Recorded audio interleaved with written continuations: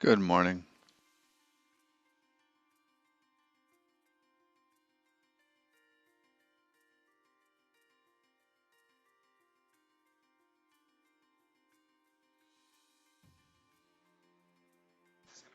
Only watching a toggle bit. Do some Rust coding. If you haven't seen toggle bit, really fun.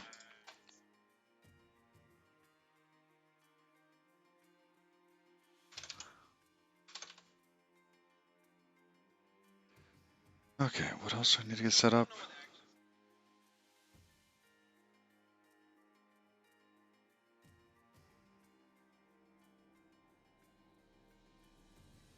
All right, I think about ready.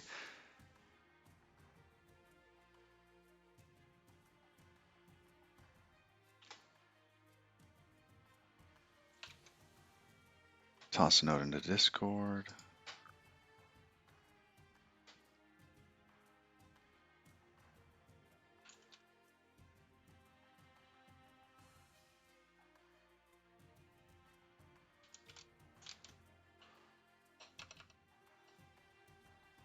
Hey, Cat Peasant. How's it going? 75209. Morning.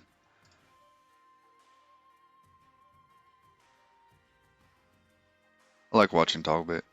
Toggle bit. Talking is hard. I like Jim Gaffigan sometimes. Talking is hard.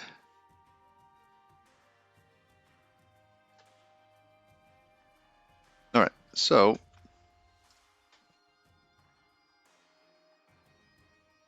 this one here. I'm doing all right. I slept a little rough last night. Critters were There were coyotes last night, so the animals were not calm.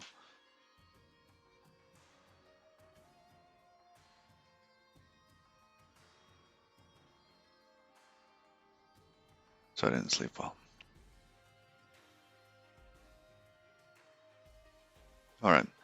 Now the problem yesterday. Yeah, we got some stuff to clean up for this. I was hoping to see the previous code. So it turns out that, or I continue with that sentence. Let me find this here.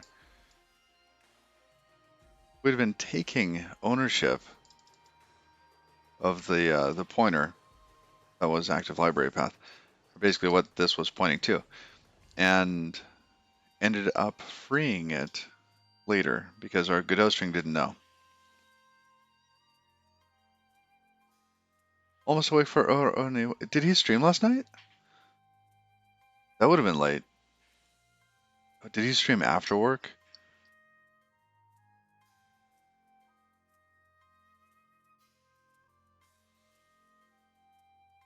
So it was the yeah, this string was taking ownership. So we basically had to create this new clone from sys, which takes that.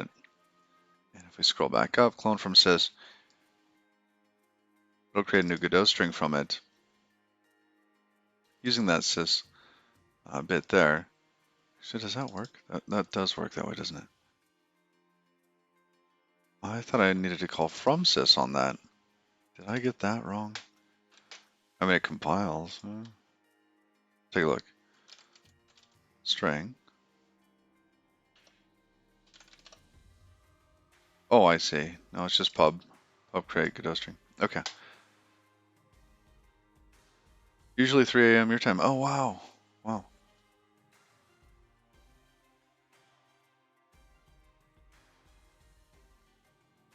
Yeah, for me, it usually streams about 4 p.m., which is good because workday is kind of winding down around there. So basically, we take one of these, clone it, and then forget it.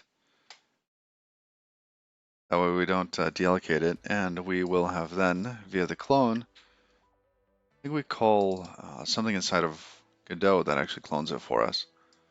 Because this is just a reference to it. Let's double check that. I want to see what the clone does there. We'll clone. Self new ref. All right, rabbit hole.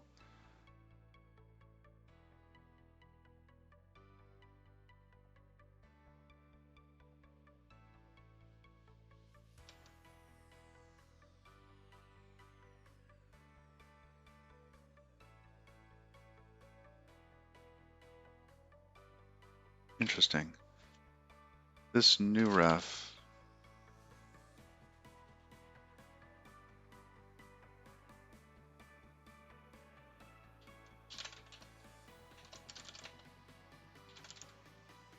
It's not in here.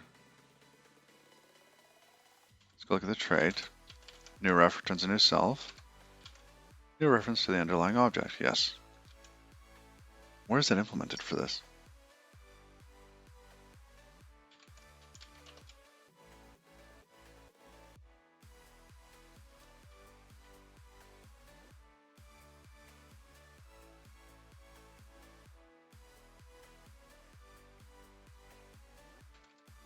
Huh. I don't know where. Oh, no ref. Here it is. Godot string new copy. There it is. Simple basics traits as sys.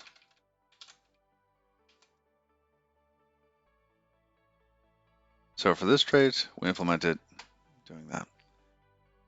All right. So that's what the copy does. Or the clone. We forget the original one. Basically, I have to create the type in order to be able to clone it, and then we forget the original, return the clone. So that kept us from panicking. That's pretty good. Let's go through. We're going to touch up some of these little bits here.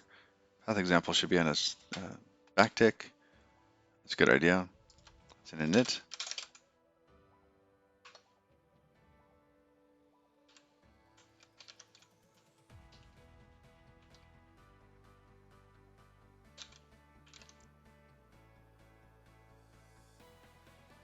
Okay, got that one. What else? Ah, yes. If we convert to C-string anyway, wouldn't it make more sense to accept any display type? Yes.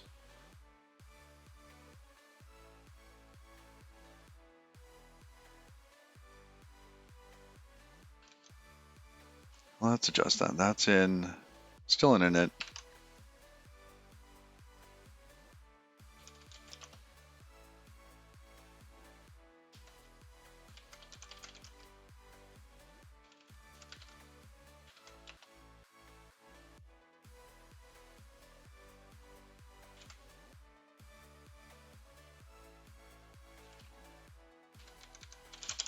Do this where t is display. Standard format.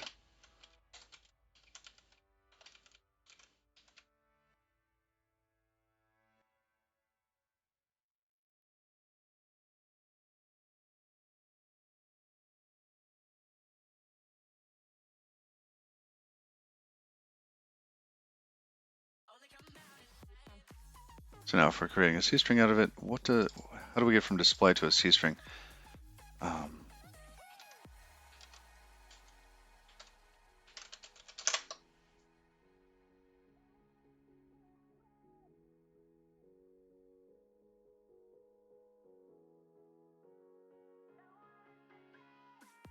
So we can convert that into a string. C star. Can this go from display? I can go from a string.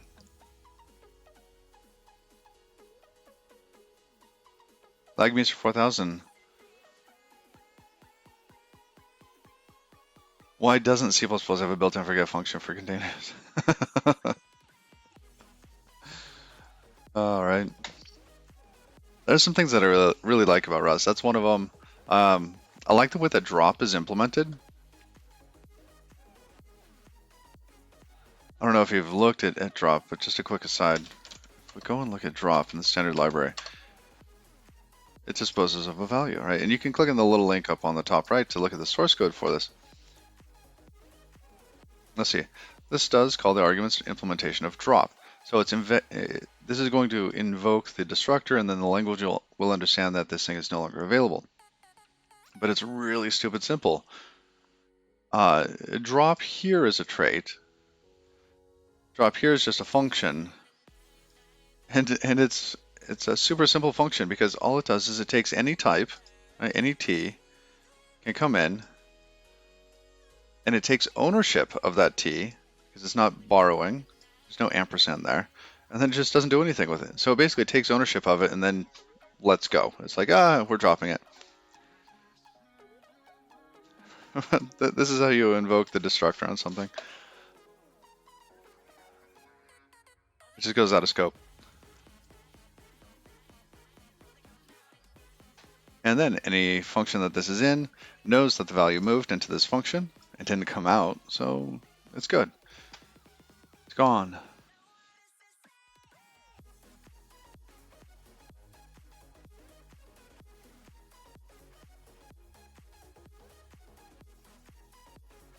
I like how they have little things like that in the system. The compiler does all the hard work. One of the things that's been hard to do in Rust is to not overcomplicate the code. So you want to like do fast code, but no, just write code and the compiler takes care of it.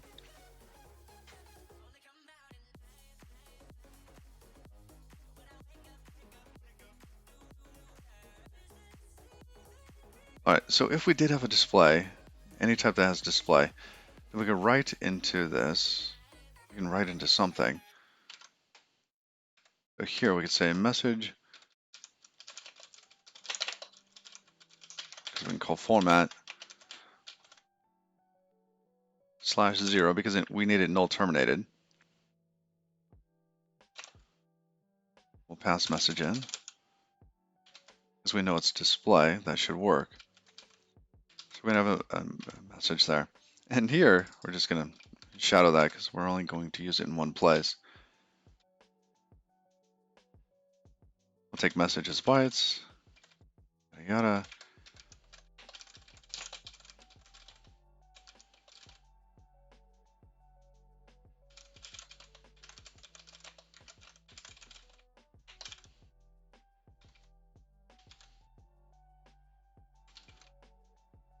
It's a string using interpolation of runtime expressions. Good. What else? So now we have this, GD native library. This check isn't needed anymore, is it? I guess it's possible that they have some display that has a 0 in the middle, which CSTR is not going to like.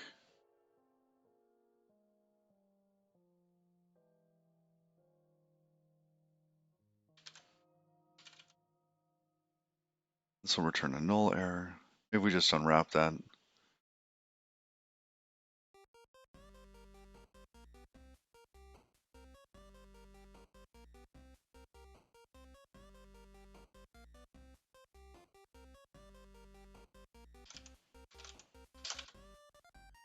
Apparently you're trying out a style of programming where you do manual memory management. Ooh.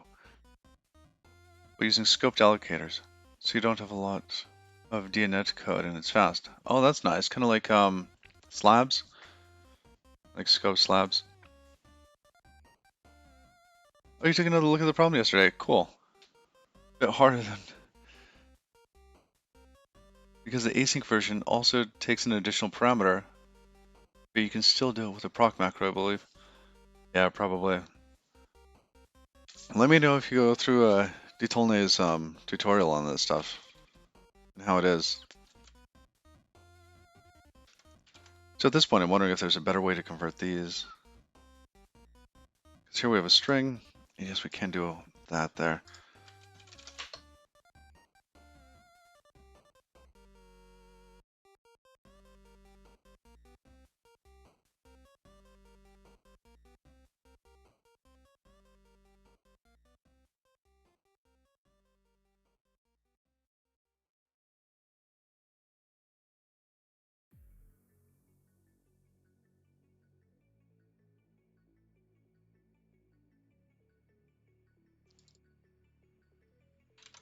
I see, but we need C string because we're passing this over the FFI. We can't just pass the UTF-8 stuff.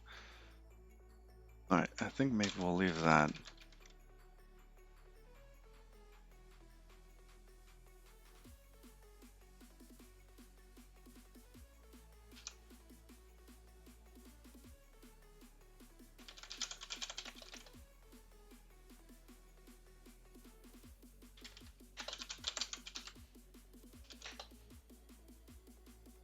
Compatible. Wait.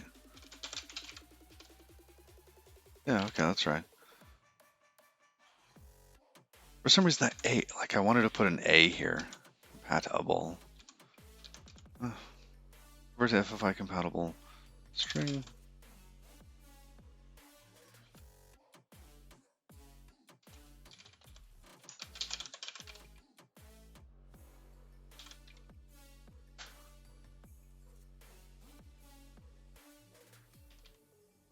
Ah, but this one doesn't really belong in there. Why is that getting, why, wait, I just rename it? That seems silly.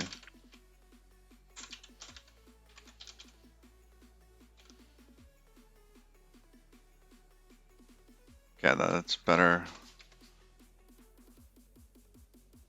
Hey, Axon Dev, how's it going? Good morning.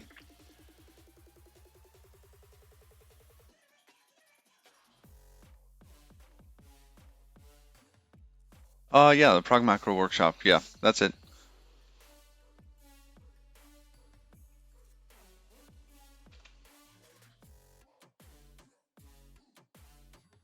Just doing a quick scan over this. It looks okay.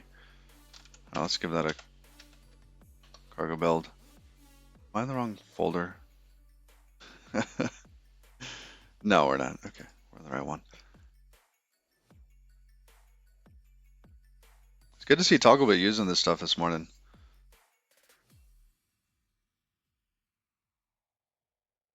I would really like to see that sort of get typed node, right? With whatever the type is. So you'd have like a foo or like a something. Get type node.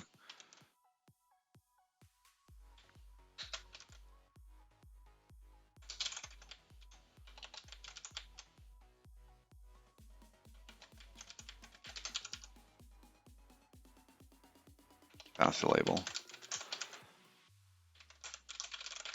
I'd like to see something more like that instead of having the 2 lines where you have 2 unwraps, because one will return an option and then the other one returns basically the type failure to convert.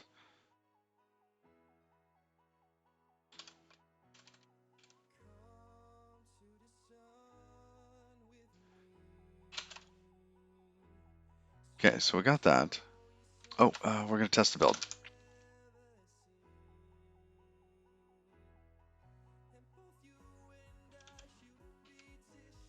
Yeah, we're just going to call hello world again. Kind of like what we were doing yesterday. Just making sure that it's not going to panic. Some of these are still... Oh, look. It should not have a null. It does at the end. Alright, glad we tested that. Really?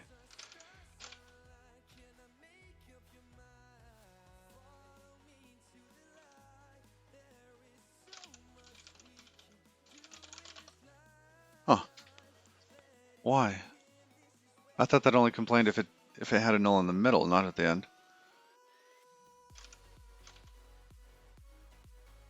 C string new.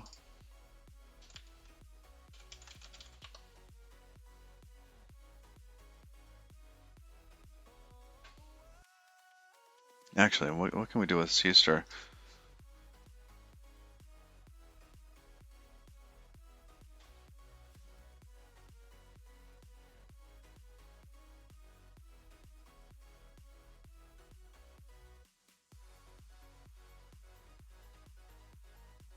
Okay, so that would be an error if we did it that way.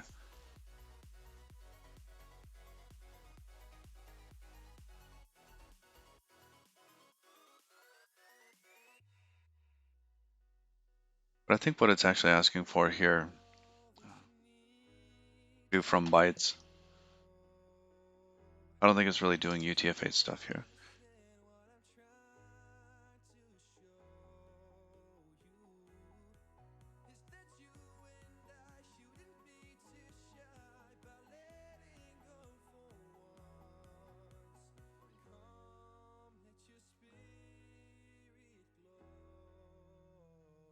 See, does this? How does string convert? How does it convert the UTF-8 bits when going to a C string? I'm guessing it doesn't, does it? So let's go back to C string.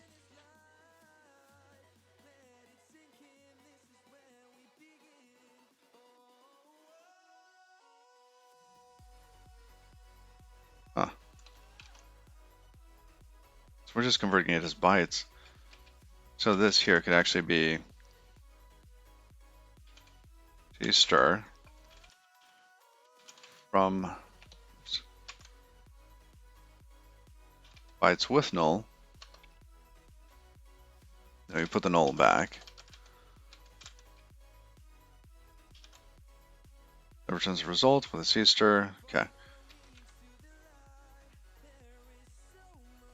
Wait, and then when can that fail? Let's take a look.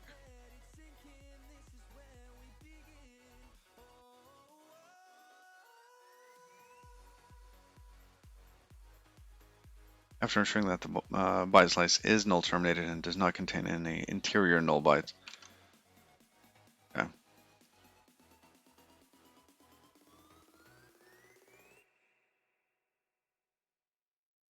It is a C star.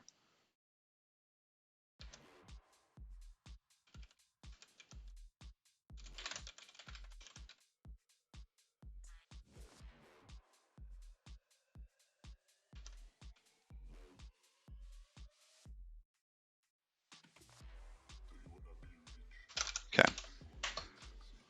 Hey Carter, morning. How's it going?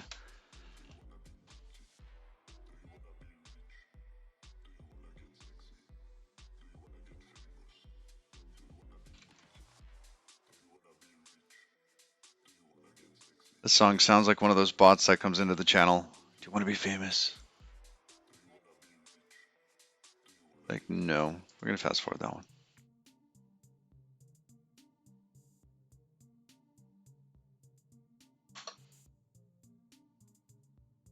Okay, so far so good. Okay. 1, 2, 3. Okay, looks good to me. 4. It's not crashing. Give us a couple more. Good. Good.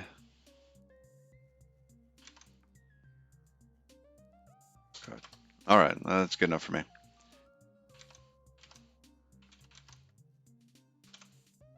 Okay.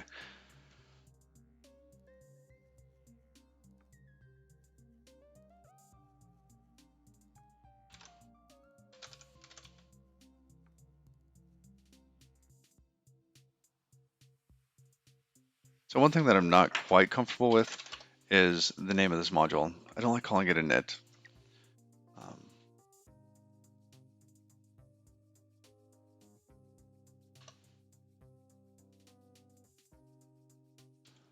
Init callback info. I mean, maybe I should, let's rethink this name. Init information.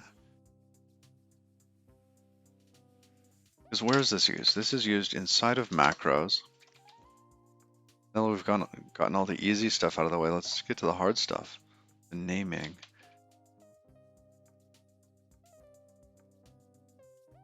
So what's going on here? We have a function that gets created, and we'll... this is the function that Godot calls. Right? Then we bind to the API. They're on line 34. Call some sort of callback so that they know. So that the library actually knows. And in our case, the example code, go back to hello, lib. Still got it in here. So you can specify what you want in terms of like a callback function or none at all. Then you can inspect this data that comes back in, and you can report a loading error if you have one. It's kind of nice.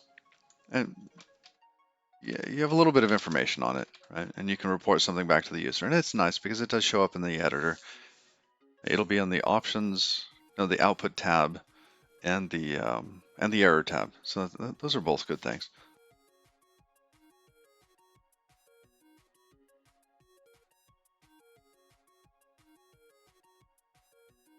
All right.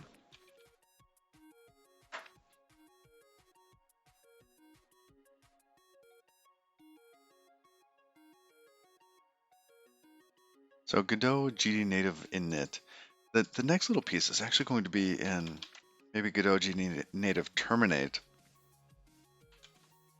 And I was wondering if they should both live in the same module. So if I look at GD native terminate, same sort of pattern. And if you don't provide a callback, it'll provide one for you. It'll just be empty. And currently it provides this type. So create sys Godot GD native terminate options. If we go look at that, where's that? Here. It's just a bool. So because it's just a bool, maybe we don't have a type for this and everything's going to be okay.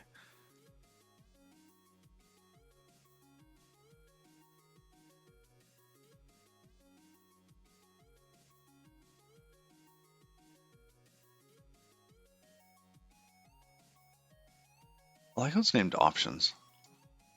How does options make sense here? It's not like you get to choose that you're in the editor.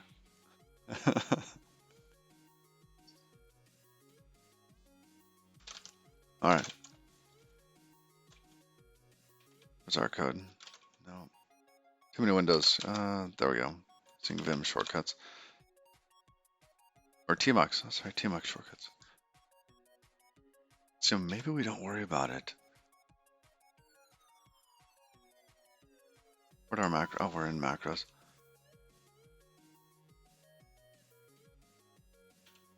Because we could just undo this whole thing and say, oh, you know what? We are just in the editor or not. Single argument. Hmm.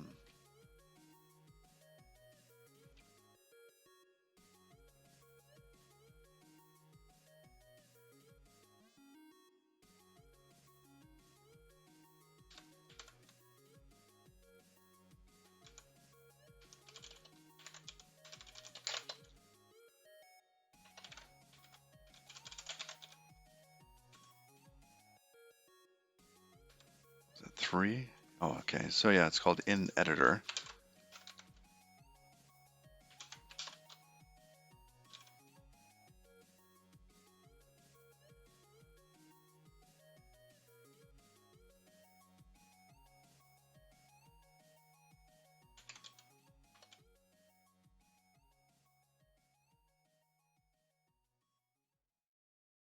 If that's it, this one here will be an easy change, won't it?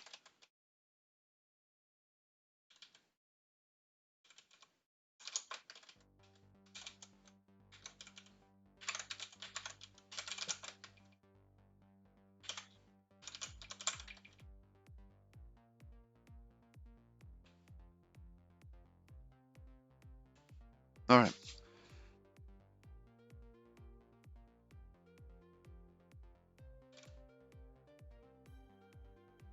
Let's go back to this here. Do another one.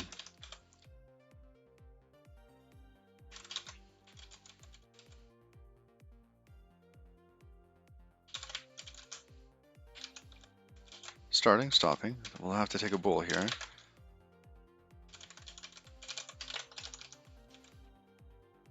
We could do like some sort of unit type so that it's understood what the type is. Then we could add to it later in an easier way.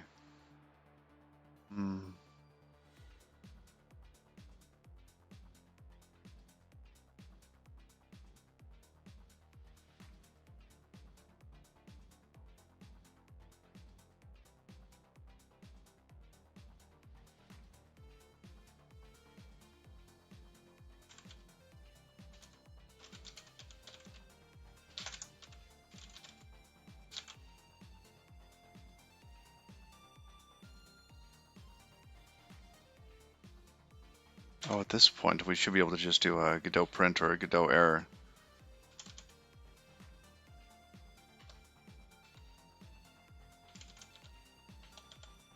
Stopping. Okay.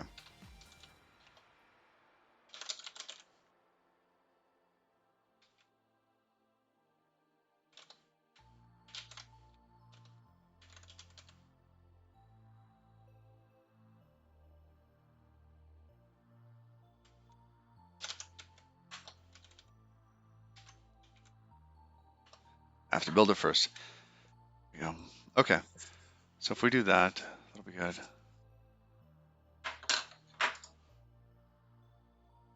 Would that actually be two things? Let's close tabs to the right.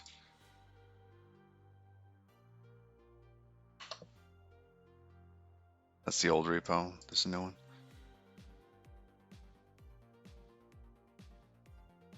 Oh, the panic one. So we'll do the panic one next.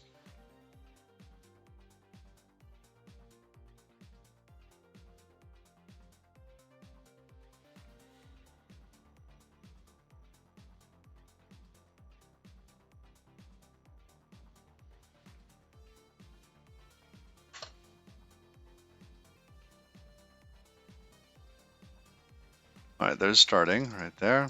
Oops, there. Highlight it that way. Oh, I forgot to close it. Stopping. And that was false. Because we were not in the editor. I was running that inside of the quote-unquote game engine. Well, basically Godot is game engine plus editor. And then when you ship a game, you just basically strip out all the editor pieces.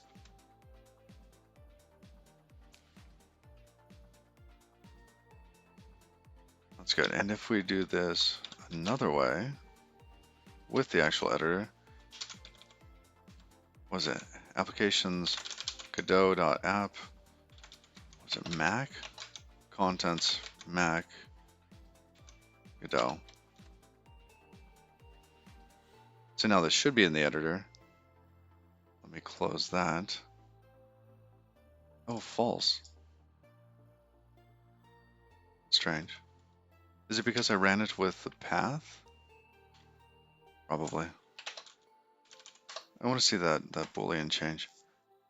So did that update? Oh, black screen. Okay, let me fix that. Godot. There we go. We're gonna load Hello World.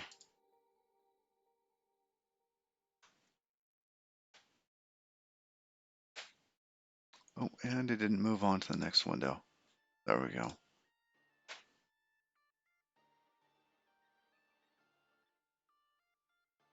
So now, these little bits out here. Stopping true. Oh, interesting. So it actually started and stopped the plugin. So it started it, it stopped it, and you can see here that it's going to go in the editor, which is good. All right, so that's good. We'll go ahead and close that. Quit. Yep, done.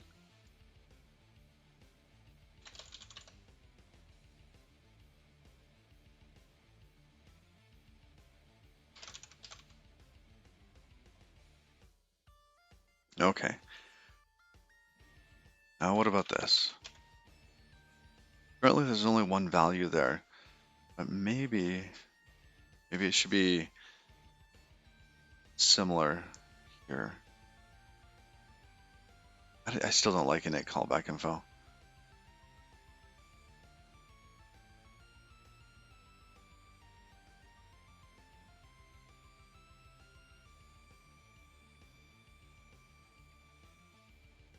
GD native, we could call it GD native init instead of something else. It's got to be a better name. Init callback info. GD. So let's read it full out. GD native init callback info.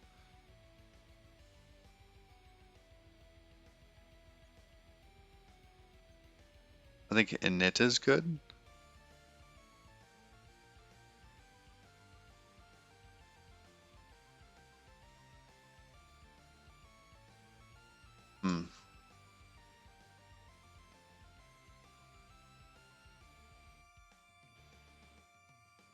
callback? Probably not so much. Maybe just init info. Oh, you know what? There was one for GD native script init. Maybe we should be in parity with that one too.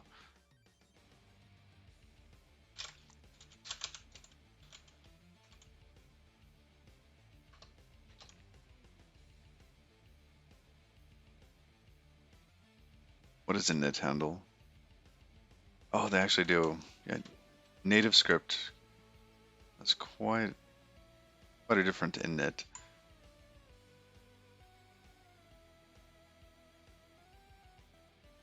Let's go back to macros.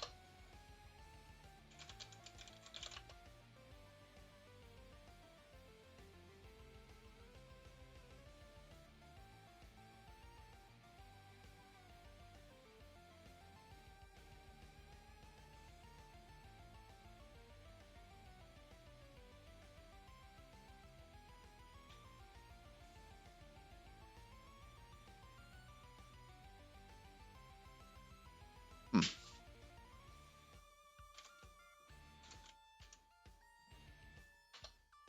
Here's native script macros.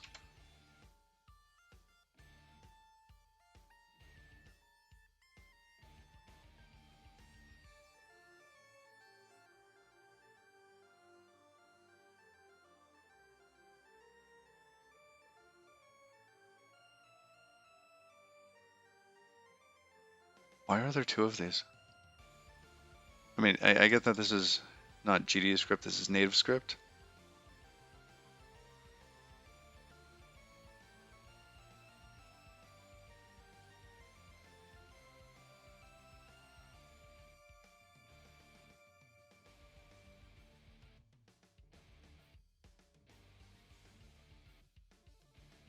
And then it gets a new init handle. Hmm.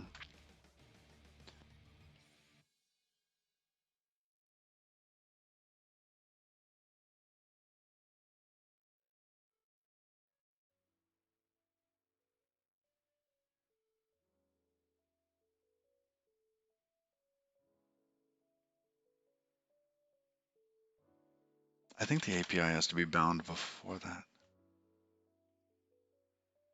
Before this one can get called. Let's look at the docs real quick. Docs.rs.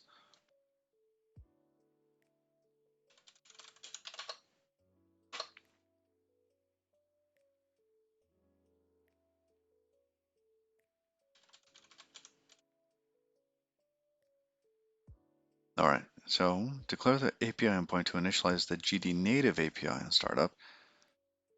Here's the same thing to initialize the native script classes on startup. What's the difference between GD native and native script?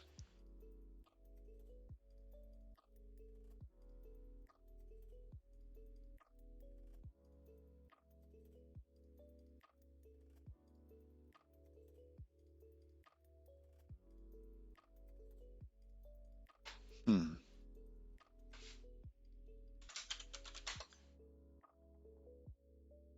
native script.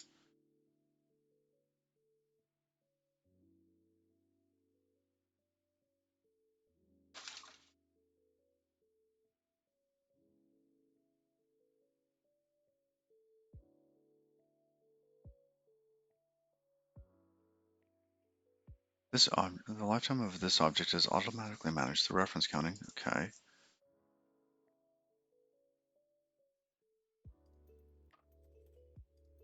All right, I'm not quite sure on this.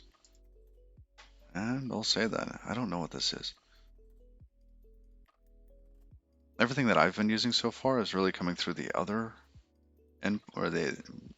is started up using the other API.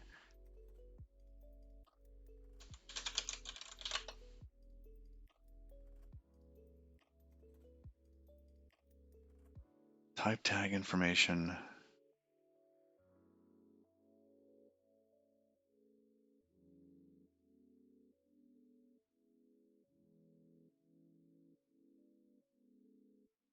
Hmm.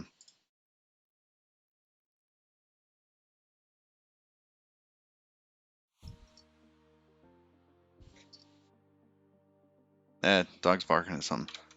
Give me a minute. Go back.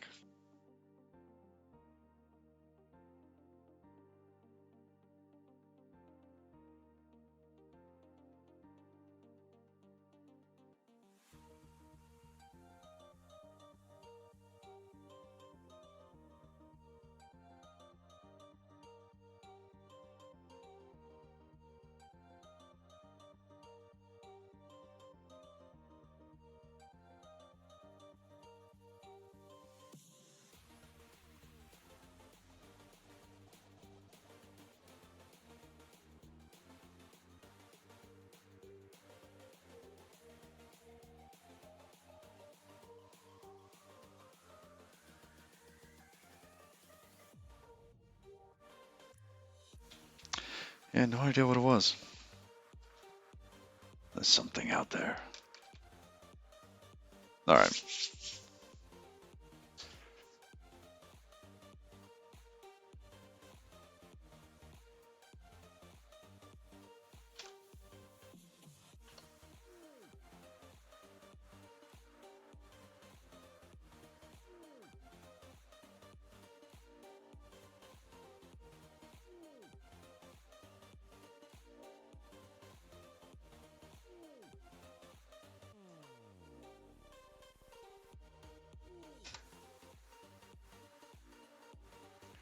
And it's callback info.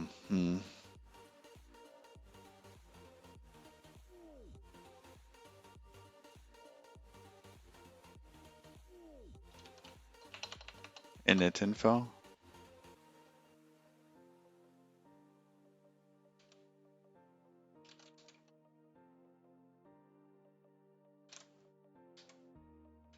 Play around with that a little bit.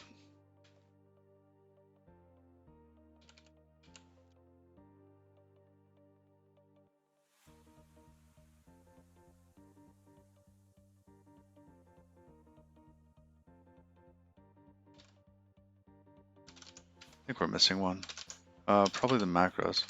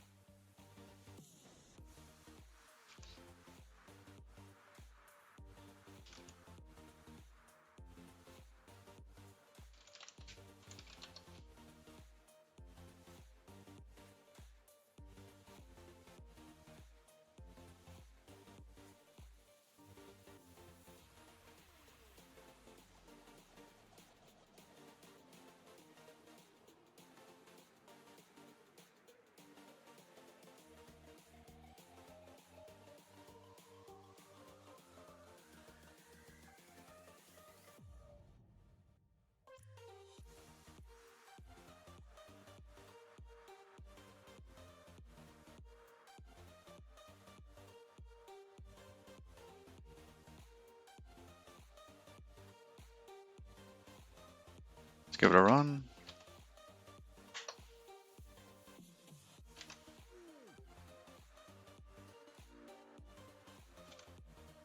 Oh, I forgot to close it. Let's get that. Close. Stopping false. Good.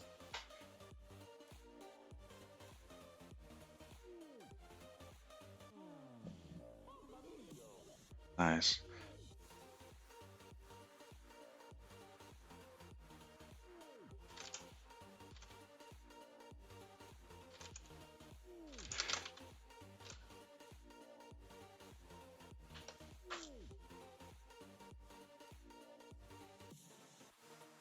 That looks better to me.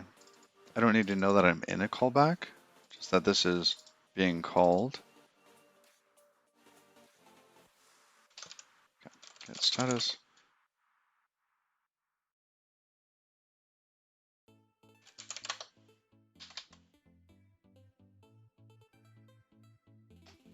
Not examples.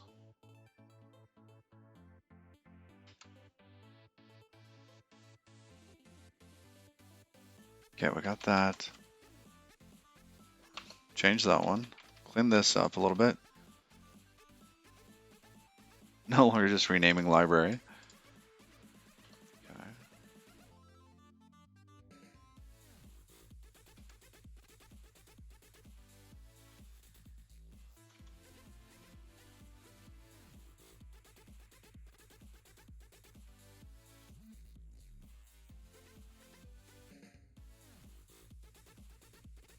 All right.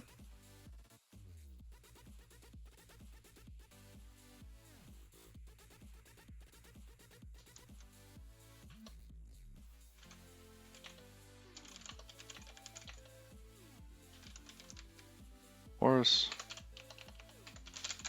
with lease.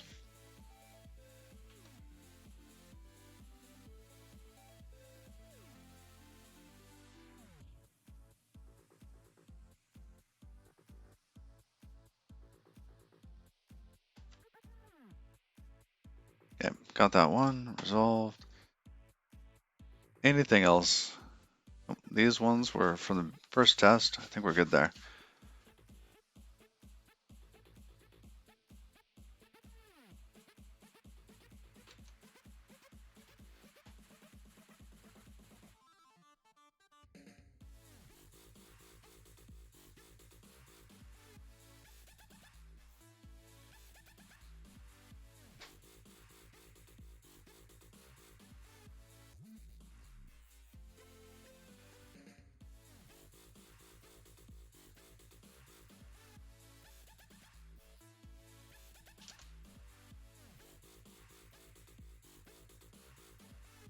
Is that a comment here?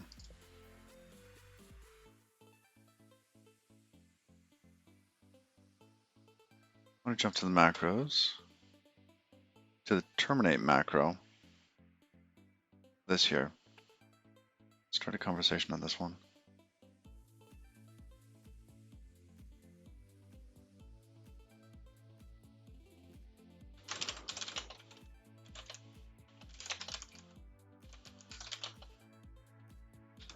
Didn't run off the bool.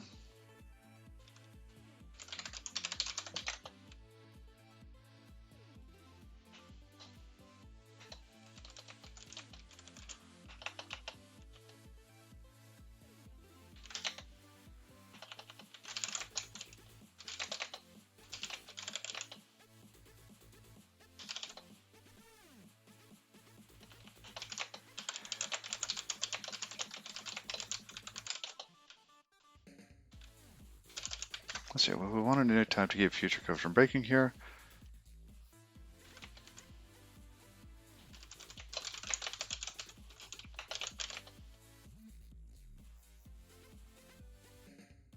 Let's see, I don't have a sense if this thing is ever going to change.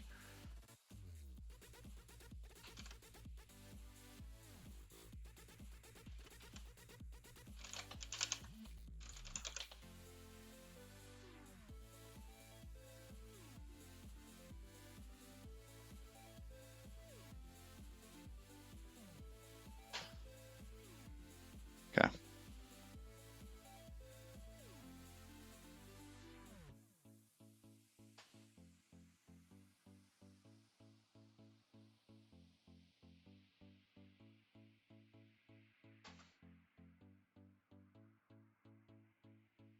Let's check the milestones.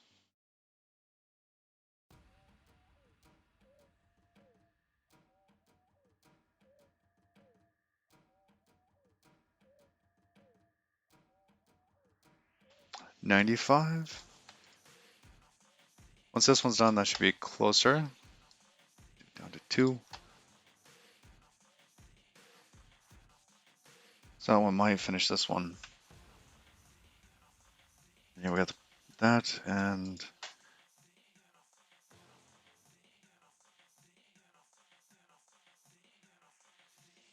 add engine version feature flags. That's interesting.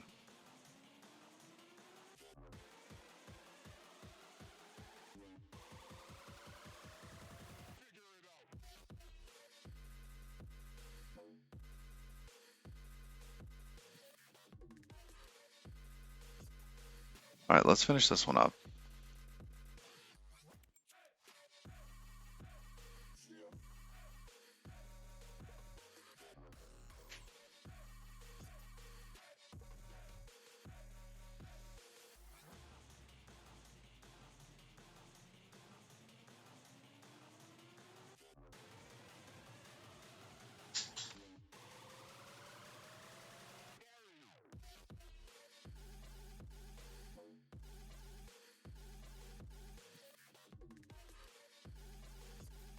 Didn't I have another branch for this?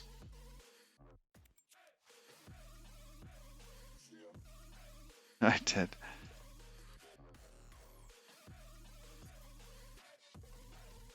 All right.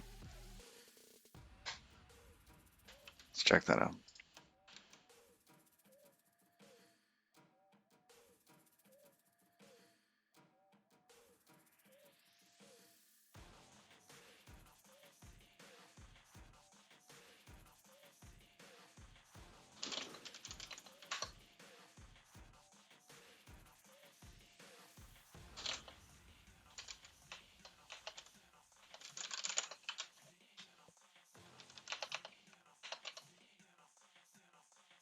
Oh, we don't need that change here.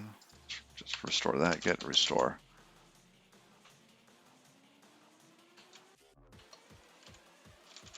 Anything else? Nope, good.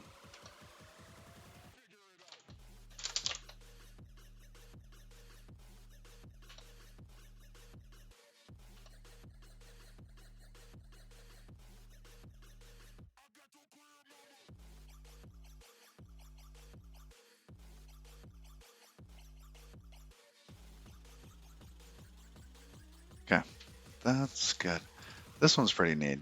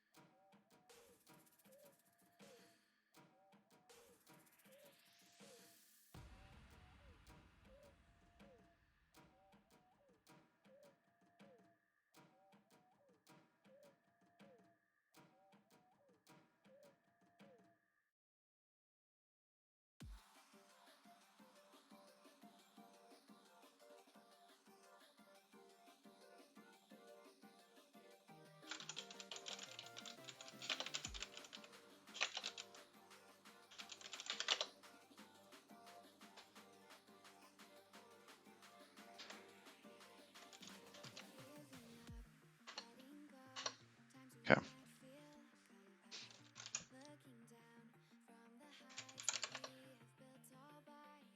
Let's go to log.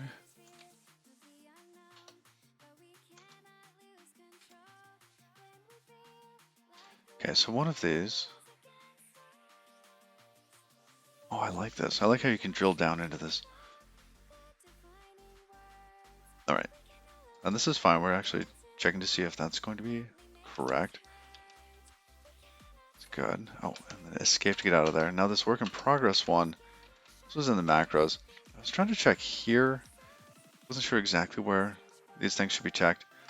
But I think it's supposed to be inside of bind API and not inside of this element here. Look at what Toast Eater said.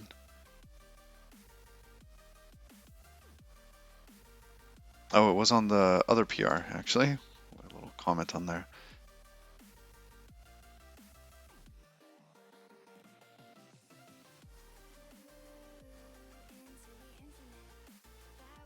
Okay, bailing on Godot 4 is better done in GD native sys.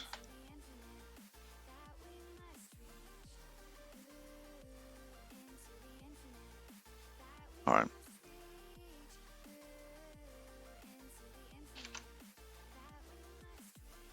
And I think the entry point for this is actually that method he talks about, GD native sys. Look at the macros.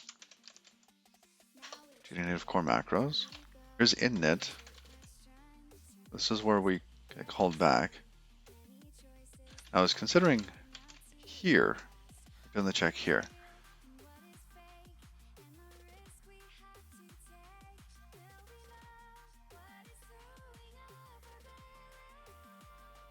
But bind API does have options here.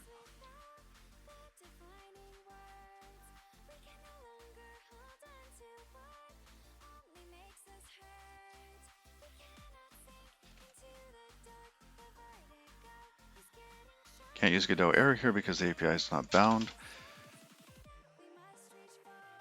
And that's fine, but I think we might be able to use, where'd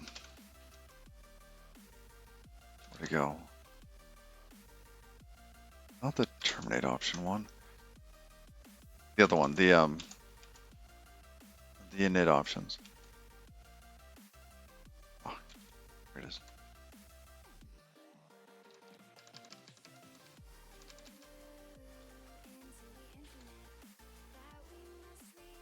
Trying to find the actual use of this. Alright, let's do it this way. Copy that.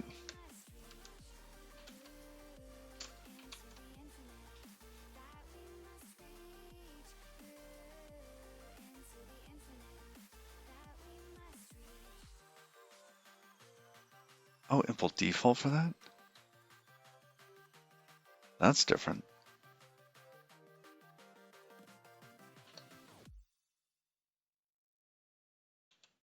All right, but here's basically the init function, which gets that type.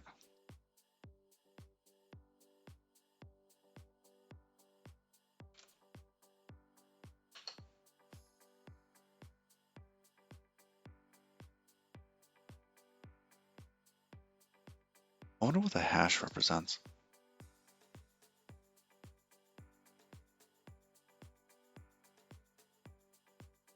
Well, we can actually use this. Huh. If there is a library mismatch. Say, hey, no. Bad stuff, bad stuff.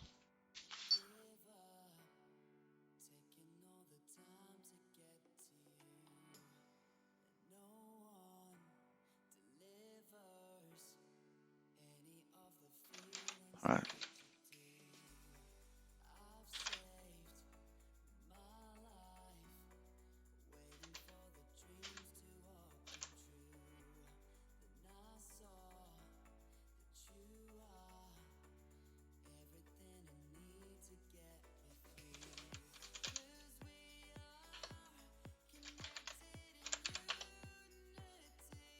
Returns true on success.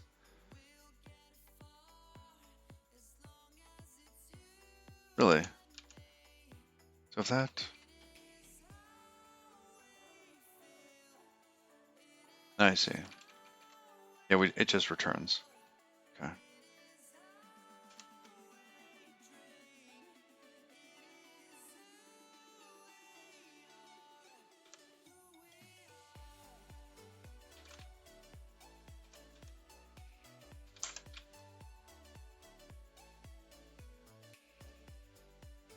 Let's move that. Let's put that in a function. Check API compatibility.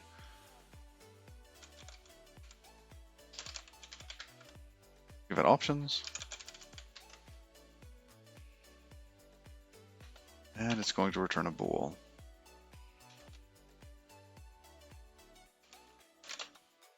If not,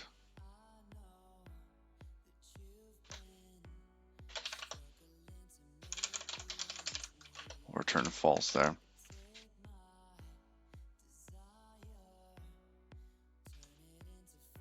In fact, we could just call that other function or version mismatch.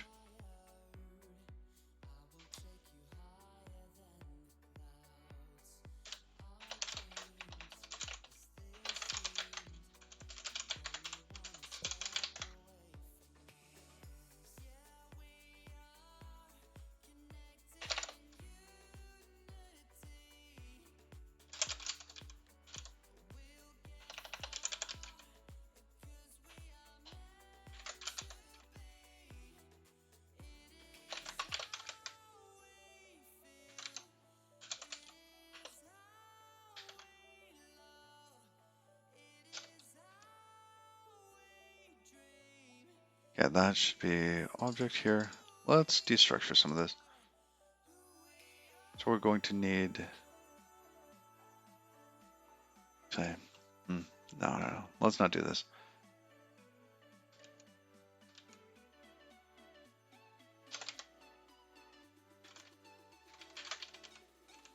Okay, we'll return false. Check API compatibility.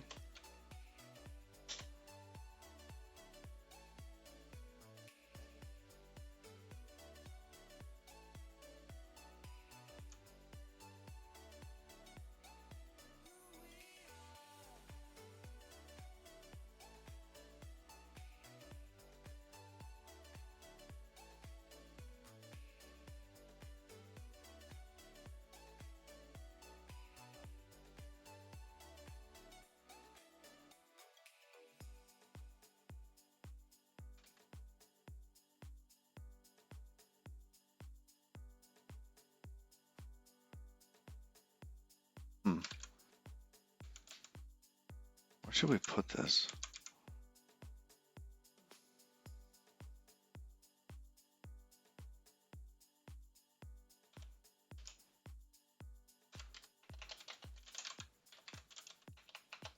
What do we call it? Check API compatibility.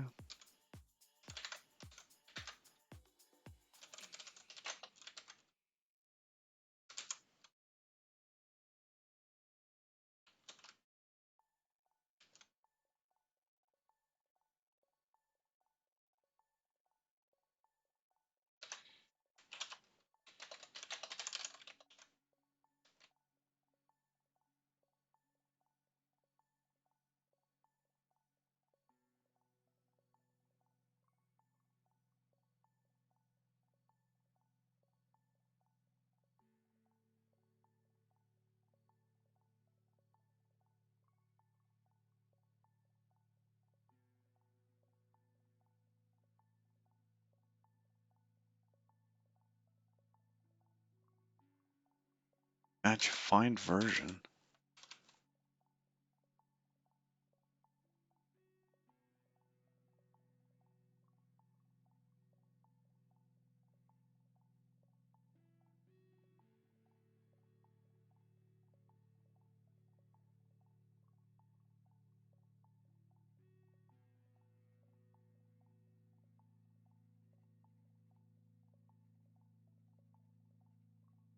We could actually use this.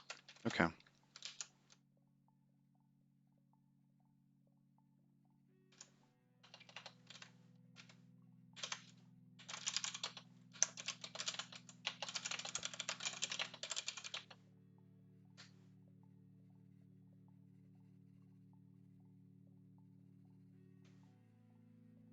right, now we need an API type. The API types for this, I think, are declared over here.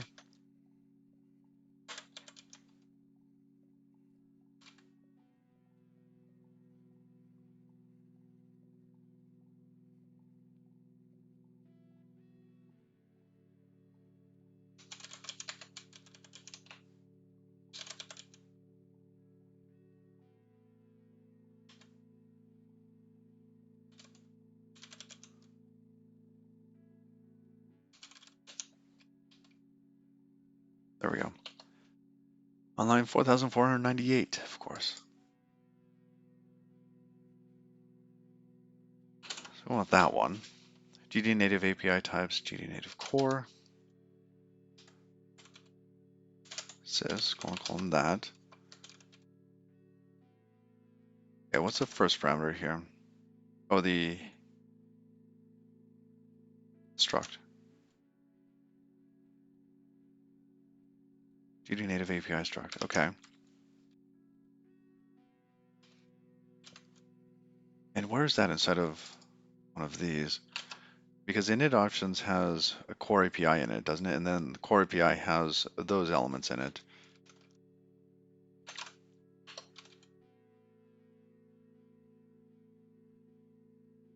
So here's the API, the core API struct, which is subtly different than what find version wants. It doesn't want the core API struct, it just wants API struct. It's going to be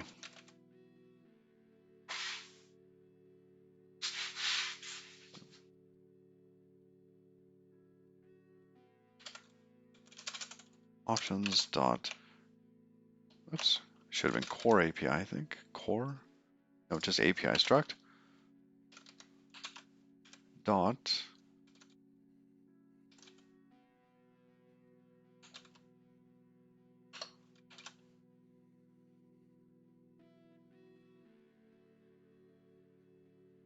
and then here we have extensions.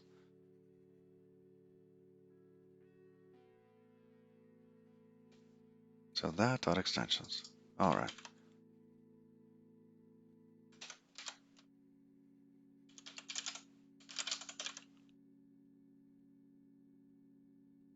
Version major and minor.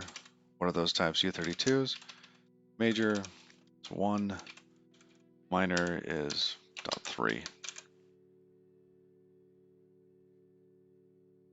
We'll find that, then we'll get something back. And depending on the results, we'll say it's good or bad. Great sys toss a comment in there. Oh. Source lib. Is it crate find version? GD native sys, GD native core.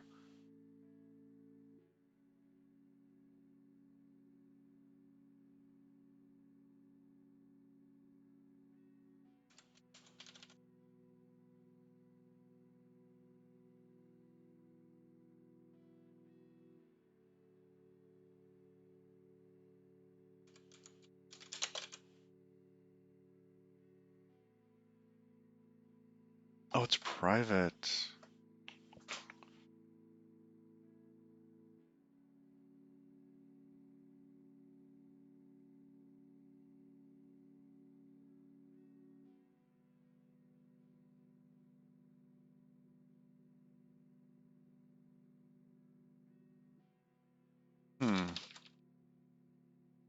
Where's this used?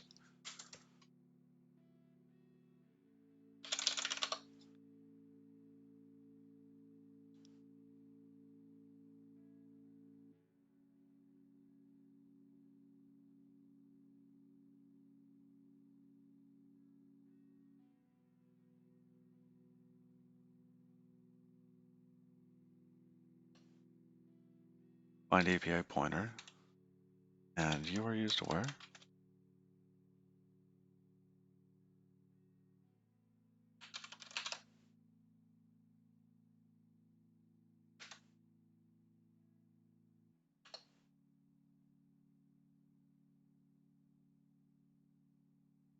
Oh, I see. This is in generated code.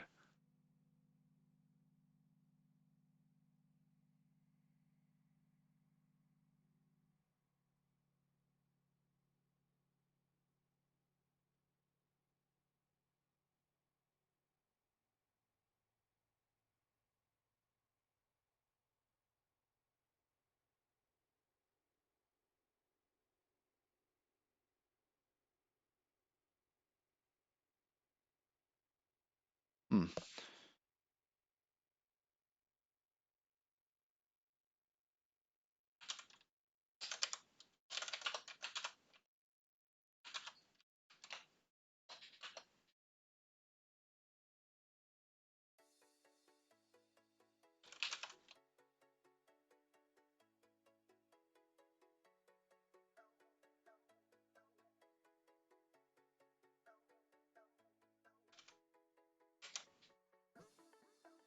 So where's this getting used?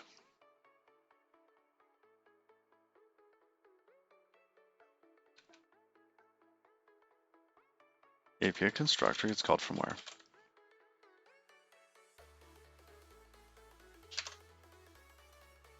From generate.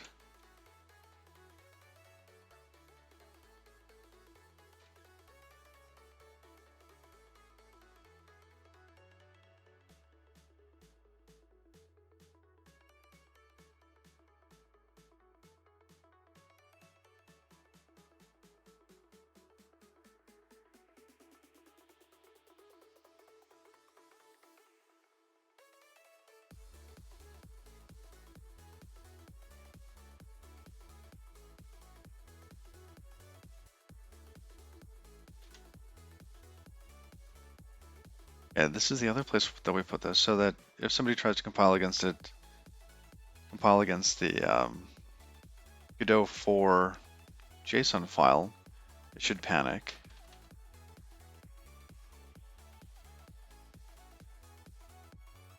But if they load a library that was built against 3.2 into 4.0, we want it to scream loudly. Huh.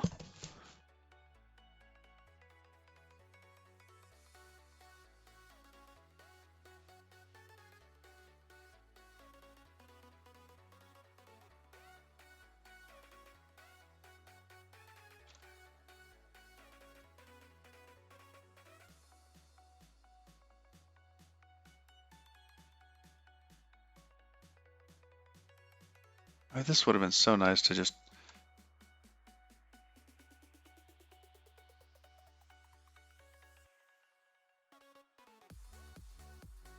Hmm.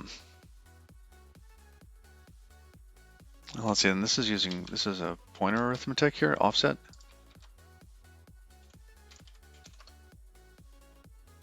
Pointer offset here.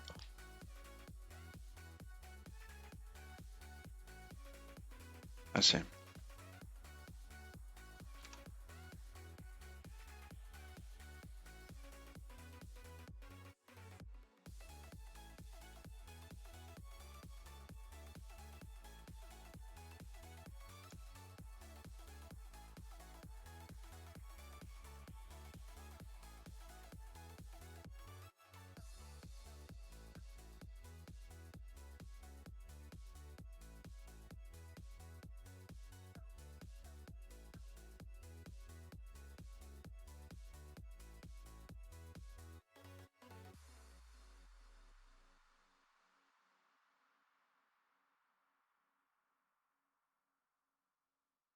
Try to understand this function. Find API pointer.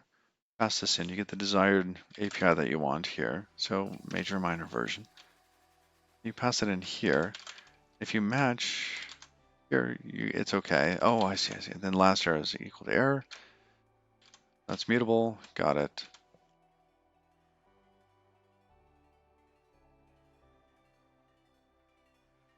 And they do it again for all of the other ones. And why are they searching? Are they searching two different things? This is the GD native API struct, and then here's core API. Core API as that. Is it itself one of those?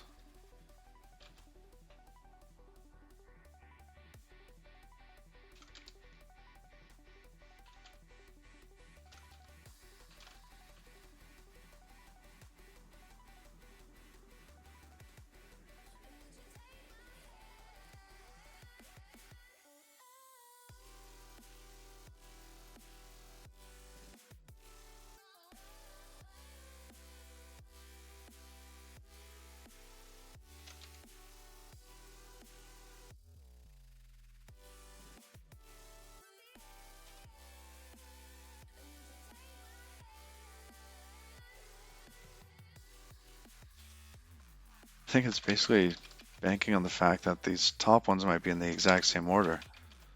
So we do that, and then go look at one of these. Oh, getting close. Yeah, the top elements, type, version, and next. Look at that. So they can cast it and dropping the rest of the pieces.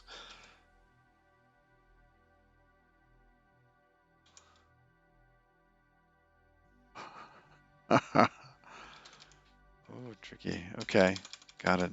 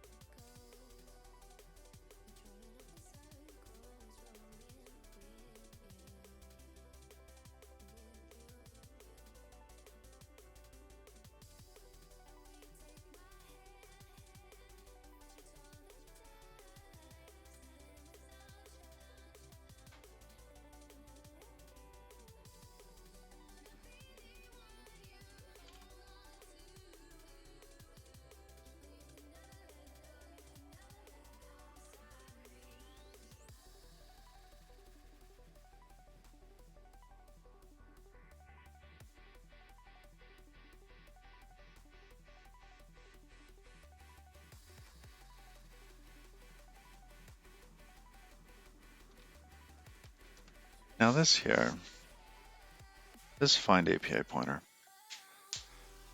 does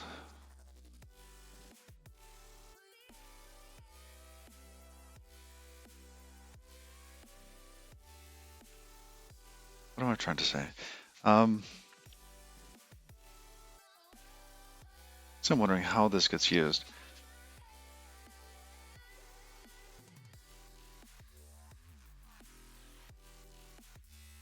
Because here we're trying to return an init error.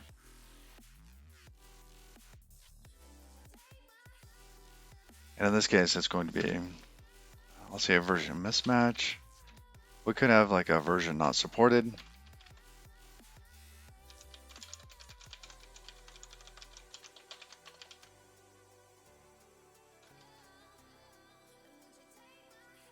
It's kind of the generic one though, isn't it?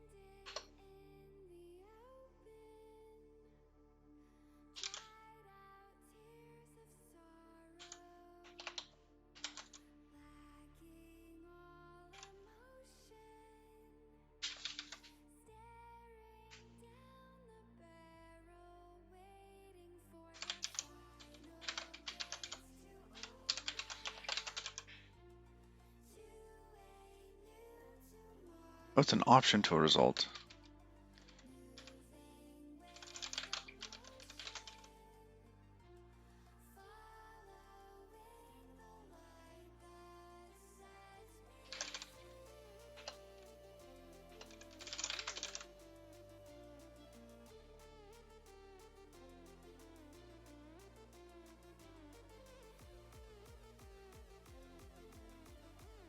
Okay. How do we test that?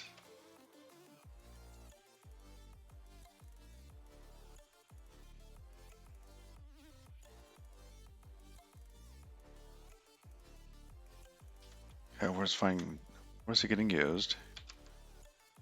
Here. Find API pointer.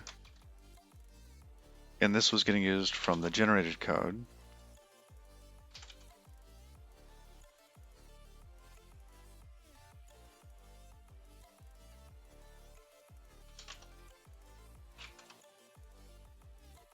Ah, got a hit. Wow.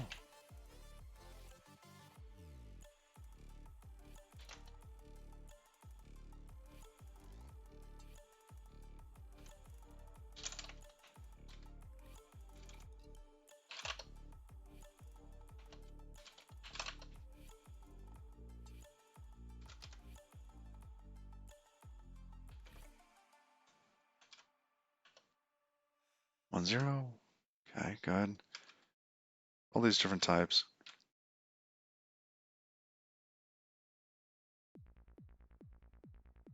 Ah, and we also have to look at the type. GD native core. Definitely needs to be that.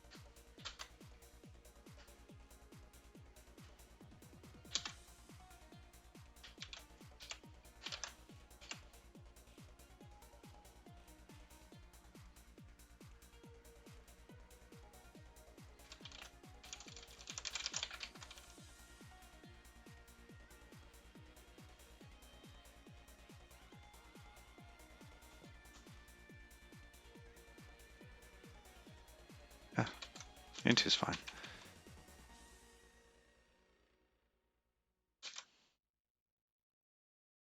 All right.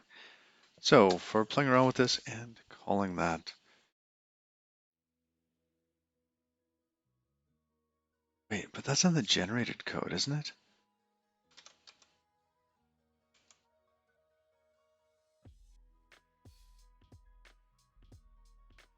Yeah, no, this isn't going to work.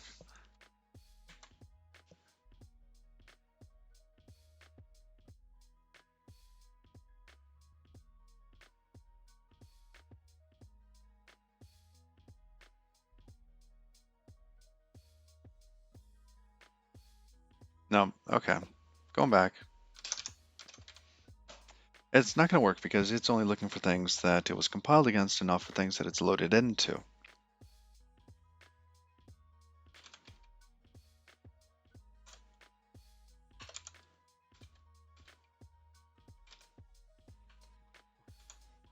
All right, back to this.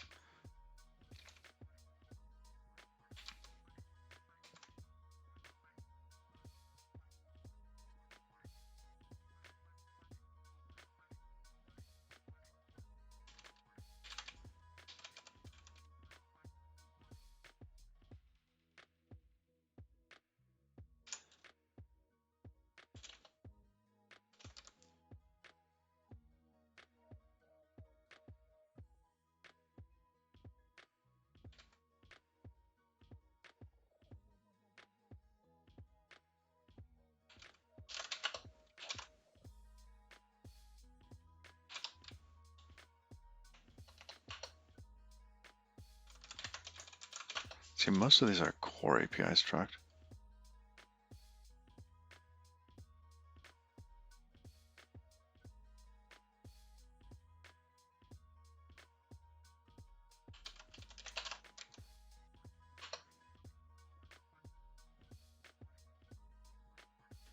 That needs to be formatted. Rust format. Toss that on there. Good. Back to the foreground. Reload. Done.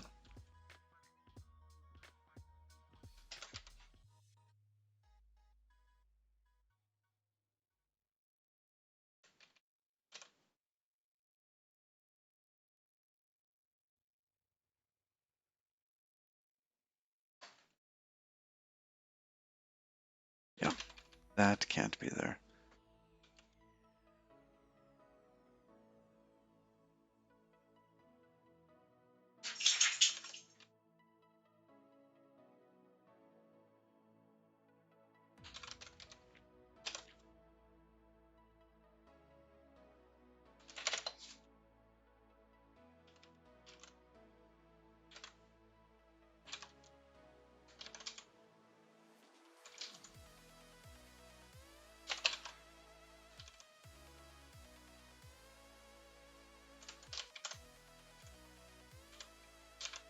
It's actually right next to each other on my keyboard, the Y and the I, so I end up doing that all the time.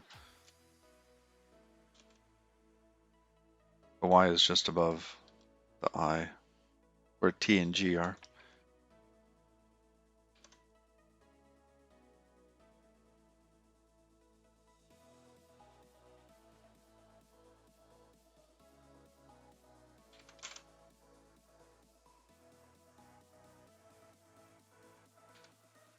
Okay, this does not need to be mutable. This needs to be a pointer. Expect mutable or constant in raw pointer type. Okay, let's say it's const. As we are not going to change this. Yeah.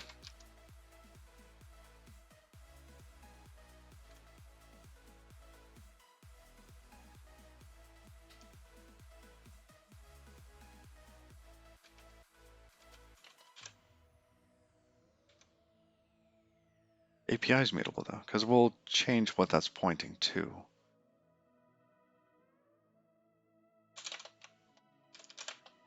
Just loop.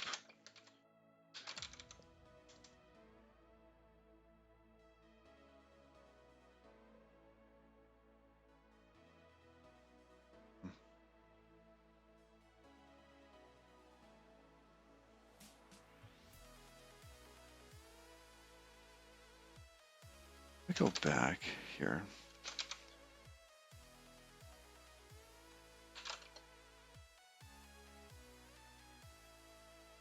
We have this. I see that should actually be API struct. Options, API struct as that. Because the top of it's the same. Oh, really? Should be right there. Godot GD native init options. Yes? Yes.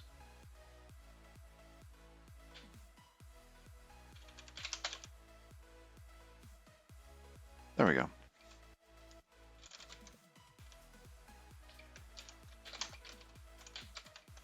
Okay.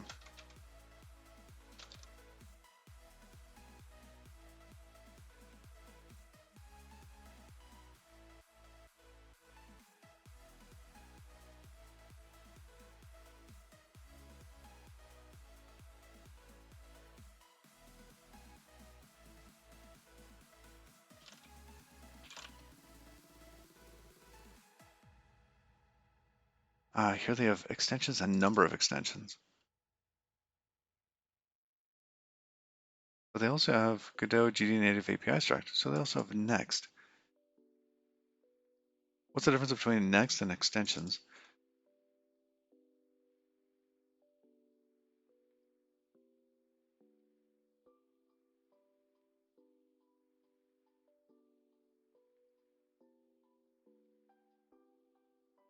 Okay. The answer is in the API.json file.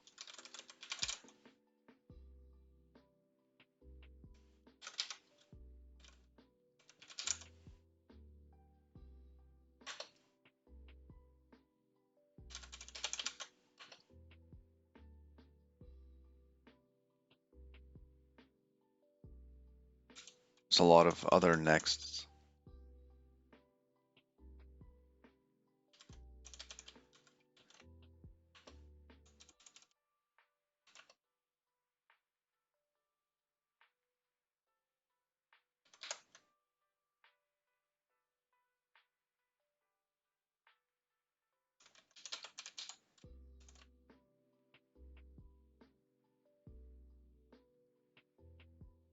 Am I in the wrong file? Ah, yes, in the wrong file. All right, so here's core. We have a type here. Version major minor. Okay, then we have next. And this one doesn't have a next. I see. So we have 0 or 1.0 and 1.1 core types. Now what about extensions? Extensions.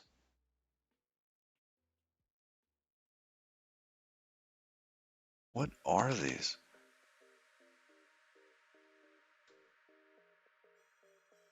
Set global type tag.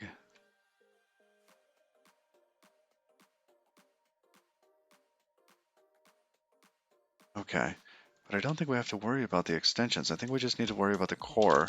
And core appears to be just next version, next version. Okay.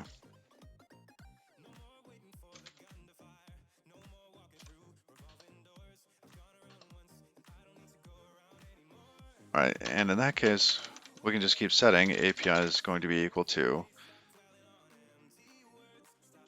API.next as that.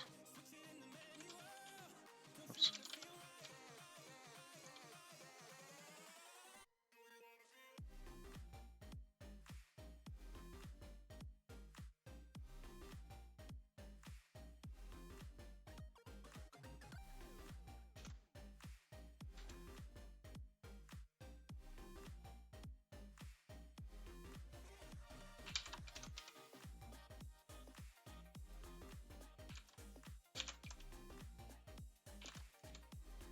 Shouldn't have been API version, but API struct. There we go. Oh, and this type here is wrong.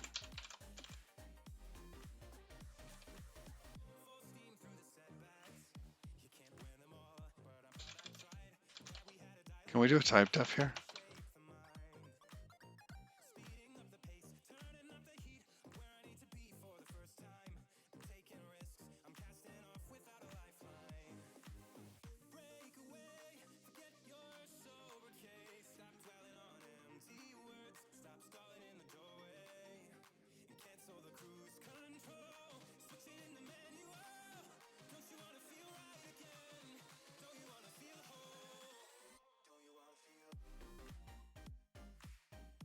Good.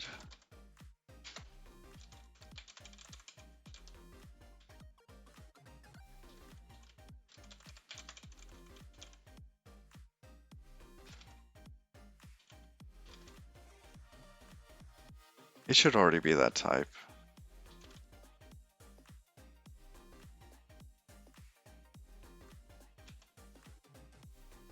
Oh, no next on GD native API struct, huh?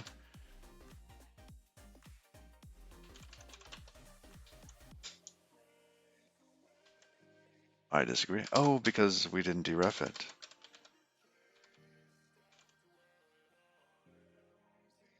Okay, yep. Unimplemented, great. Not reachable yet.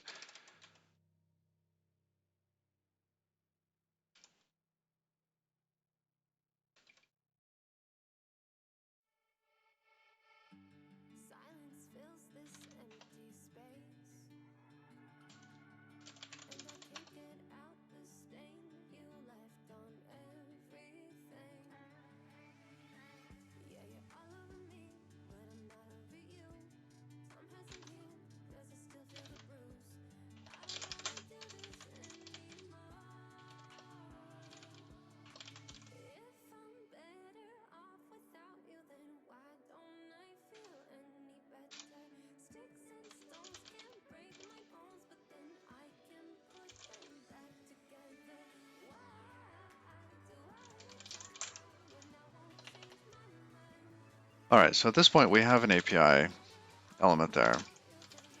And it's going to look like this. We'll have to check the type and the version.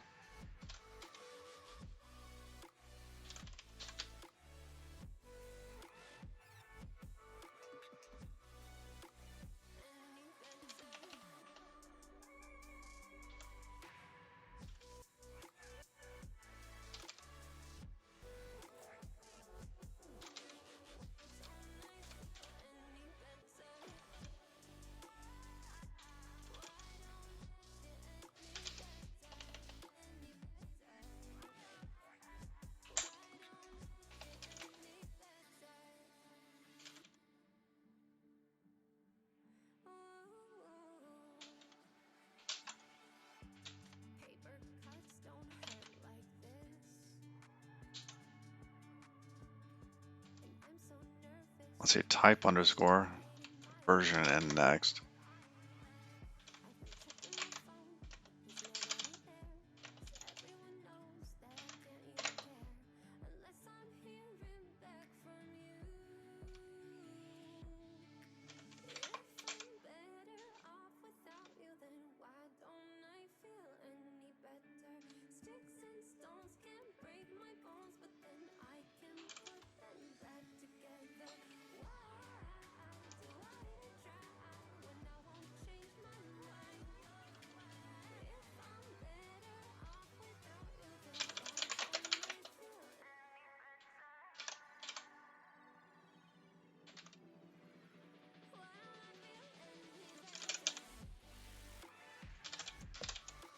What's in version?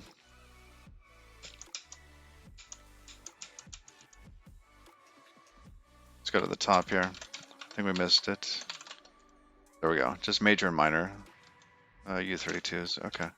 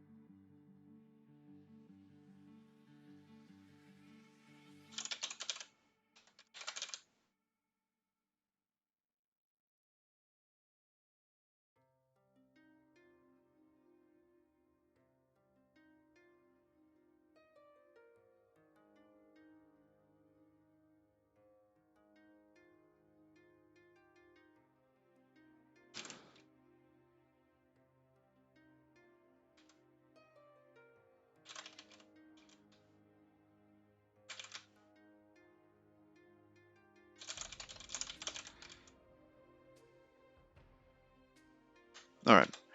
Now in this case, we could try to call that API, or what?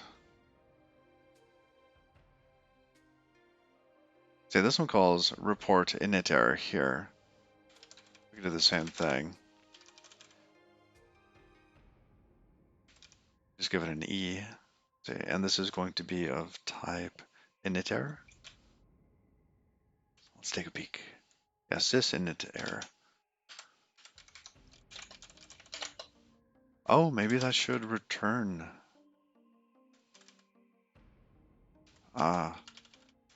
If let error is equal to that.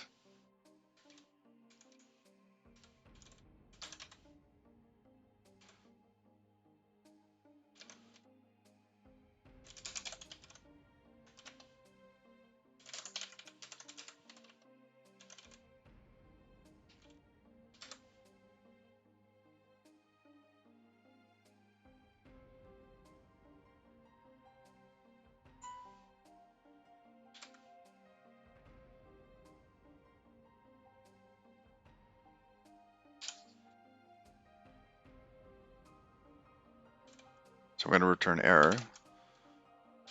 Sys init error. Oops.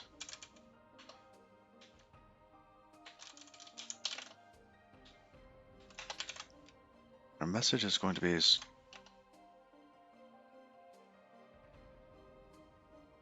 that Godot 4 isn't supported, yada yada line. Where was that? Is it in build? Yes, there it is. Okay.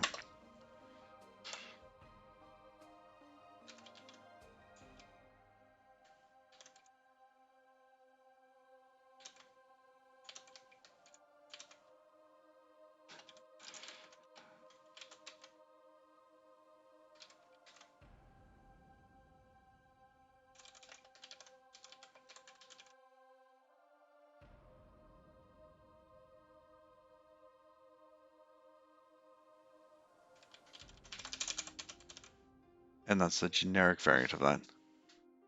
You can use Rust and Godot? Yes, you can. You thought it used C's. You can currently use C#, you can use GD script, you can use C++.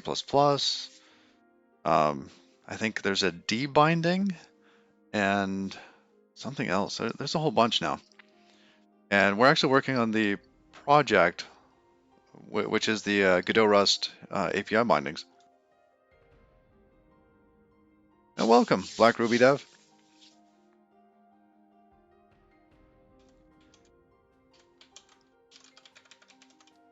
Okay, and in that case, if we don't find it in there,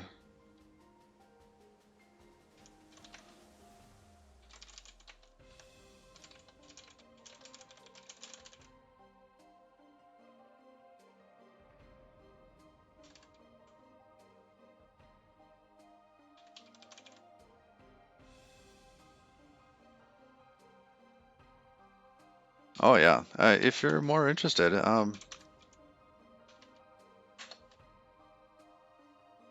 it's this API or this URI, and we're going through, just chipping away at the next release. So 0.9 is nearly upon us. So we're going to jump into it, depending on how much you feel like a guinea pig. This would be a good one to go on to start using master for this.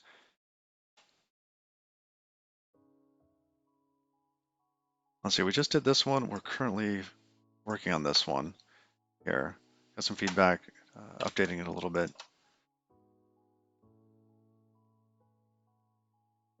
All right, let's give that a run. Go build on that.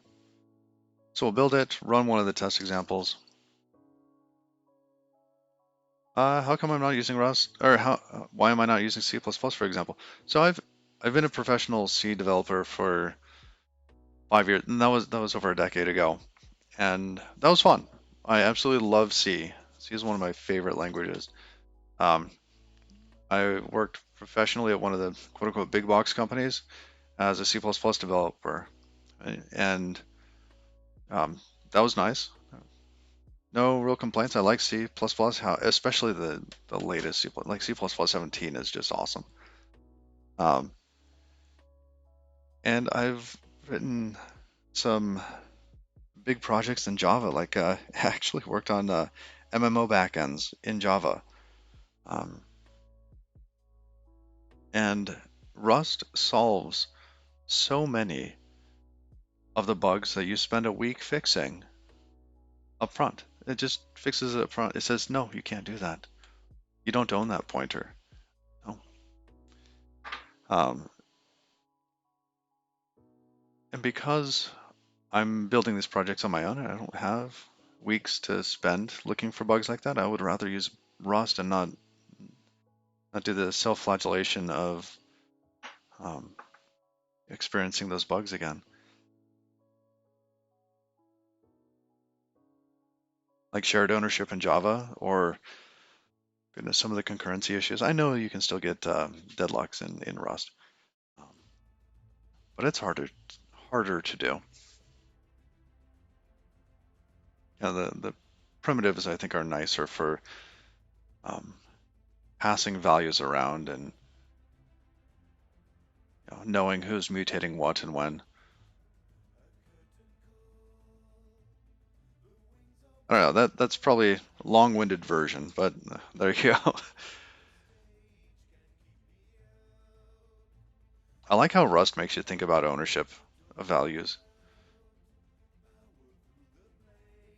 I also like how they added a bunch of they got rid of null, right, which is awesome. There is no null in Rust, which might seem weird because here you see me checking like, oh, is this null? And there's no null in safe Rust. There's safe Rust and there's unsafe Rust, and you use unsafe Rust when you're speaking to the outside world, like the Godot engine in this case.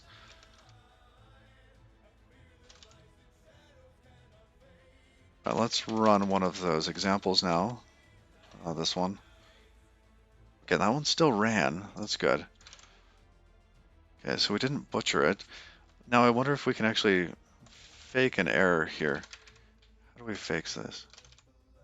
Oh, I killed that. I did Control D on that window. That's too bad. Yeah, there we go. All right, kill that.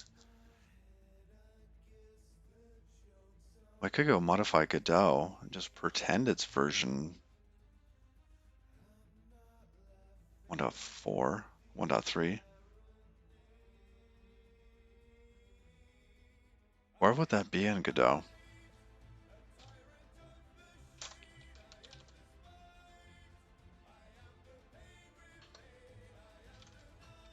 It's going to be here in GD native.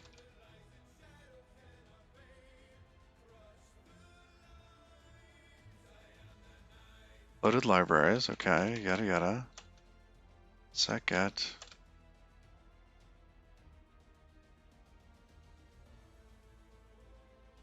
We might just modify Godot to test this out, make sure that it bails.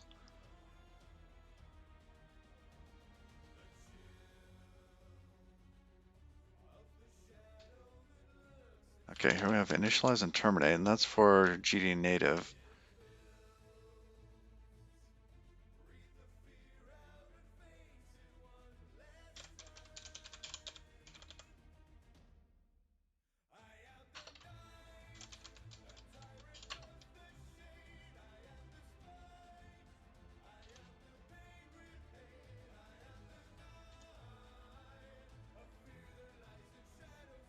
All right.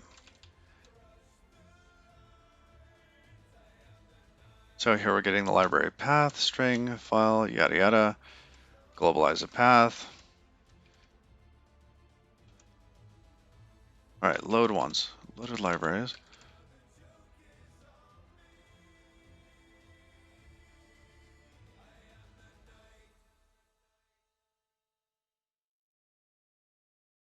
We cheat here a little bit. You saw nothing.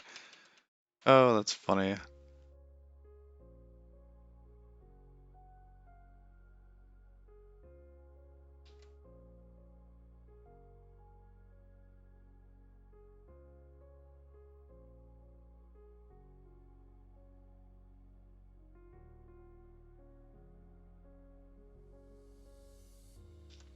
So here they initialize the function pointer.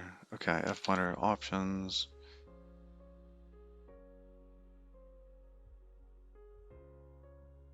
And here's the API structure. Okay.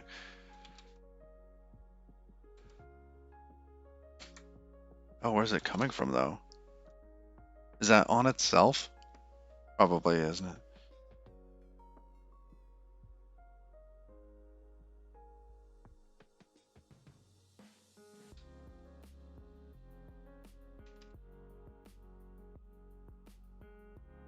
All right, let's search for minor.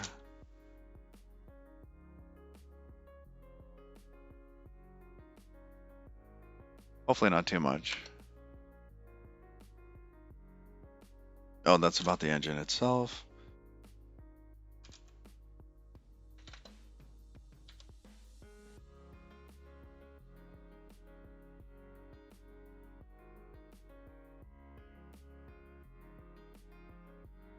GL versions.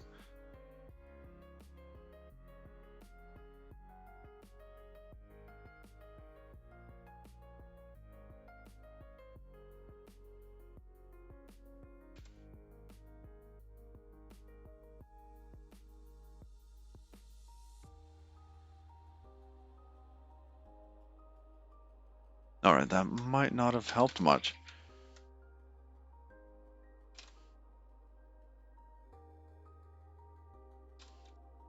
Let's go back to GD native here.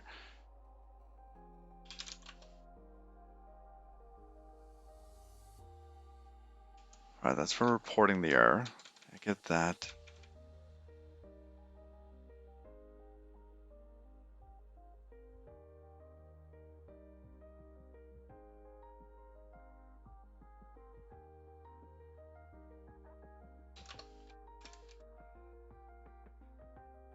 Destroy object, yada yada. Okay, let's go back to the .h file.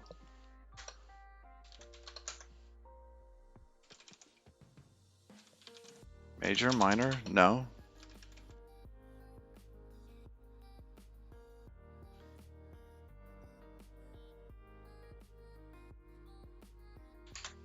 API struct, there.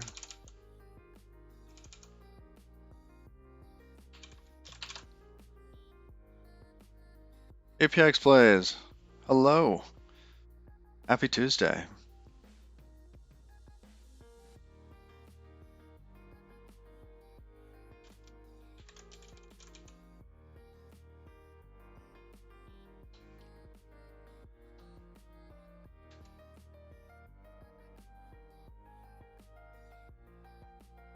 All right, so where is API struct? Where's it including this from? Should be able to find that. It's a little cold in here today.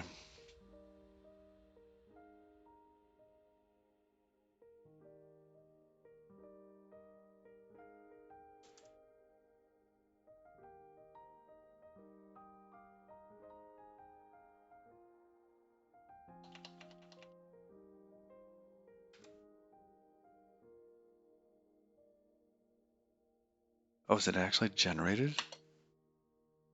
Can I just toss a 3 here and build it? Oh, let's give that a try.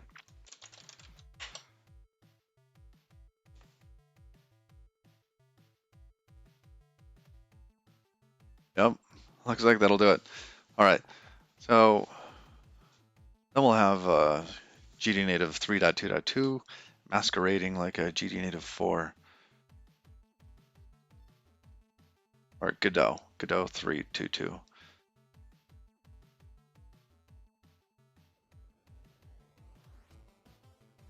right, which one did I compile first? Because we might be able to test it already.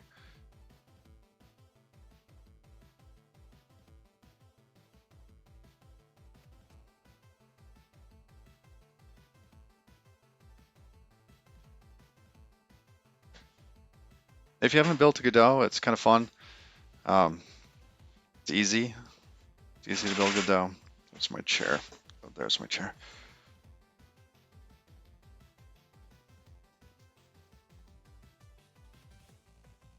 All right, let's see.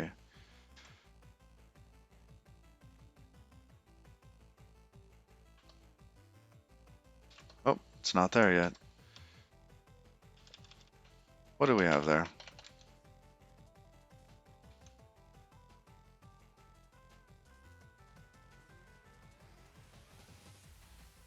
Do we have a non-optimized one? Sure. Let's run that one.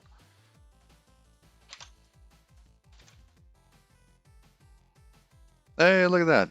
Okay. It's not supported yet.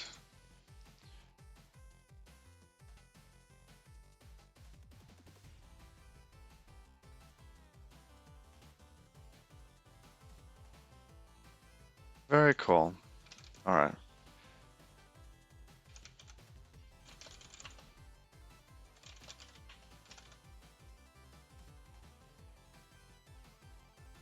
All right, that went away. Good. That got added. Check API compatibility.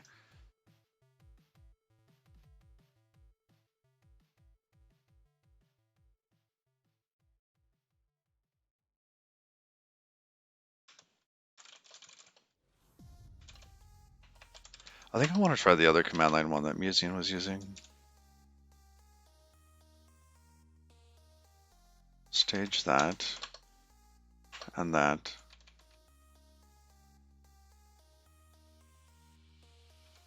Let's take a look, make sure. Okay, that looks good. Let error check API compatibility, yada yada. Turn false, okay.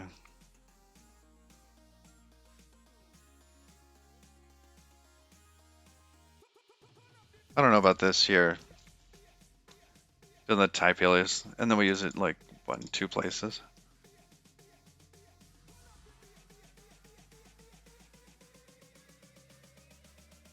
Who did this?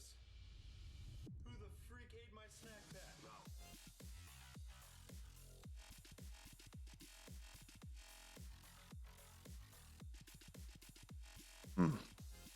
Because we could just use that and give it a shorter name.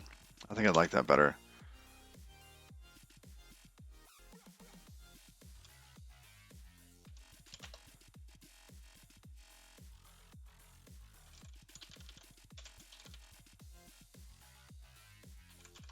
Oh, a little window got in the way. Oh, funny. As API struct. There.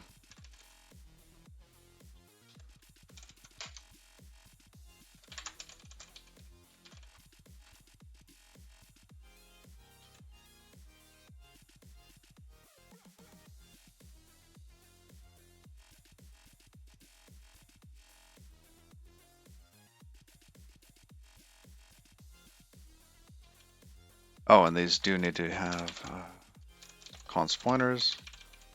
They're in there, which is what had been in the type. Okay, that's better.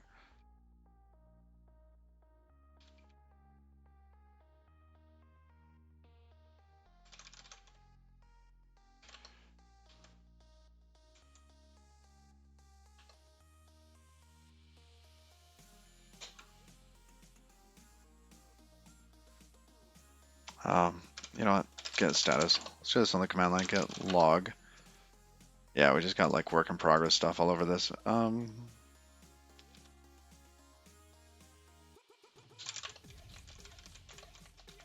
Sure, just work in progress type. Get rebase dash I head 1, 2, 3. I think there were. Okay, we're gonna fix these up. Who did this? Who the freak ate my snack Okay. pack? Now I have 1 commit. 4 seconds ago. Good. Git push force with lease.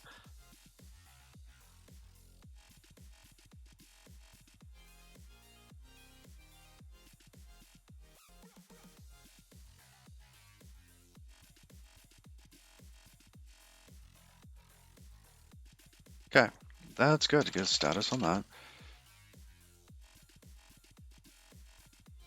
Let's check it out.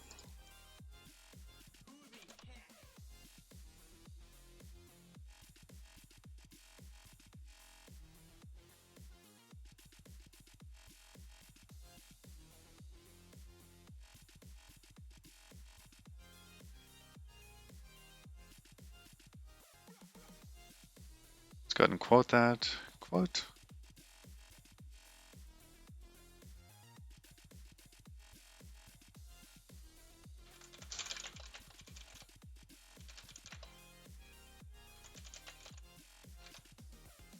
Let's see, it now uses what?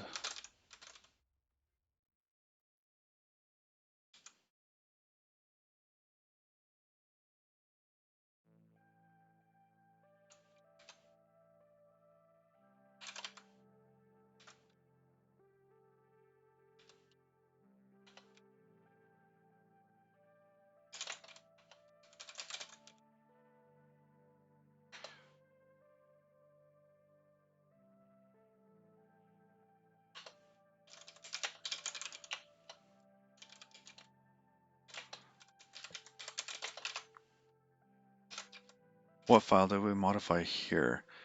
One more over.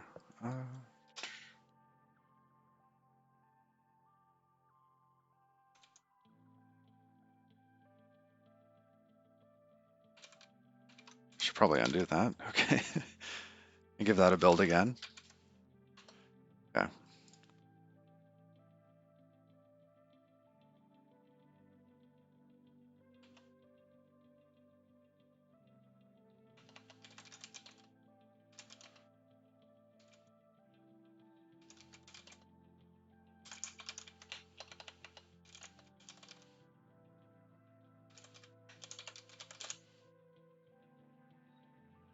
See, I feel like I'm getting the casing wrong on Hello World.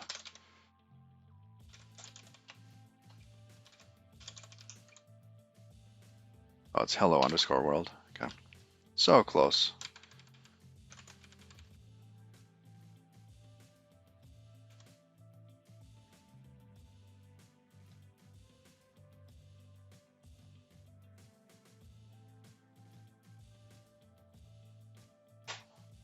Comment.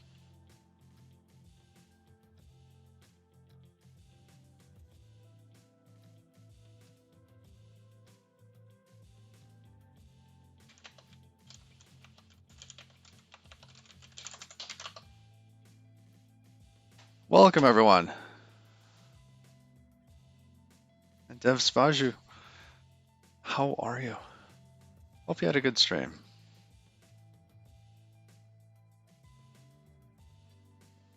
All right. Oh, you got to check this out. Look at this. You rated me a couple weeks back, and I showed you this. Well, look, now it's at like 95% complete, and it's actually grown. I think by double. It's doubled in size, but it's gone a lot further. We currently have PRs out for this one and not that one, but this one here. Just too tired to go on. Yeah. That's a good point to stop. But we're to the point where Godot actually is where we want it. So that's really exciting. Probably going to get back to actually using the game soon. Working on the game itself. If we go back to this. So for those that aren't familiar, as you've probably seen, Dev Spaju uses Unity. He used it for Bloody Rally Show, and he's also using it for the space. I don't know what to call this space one. What do you call it?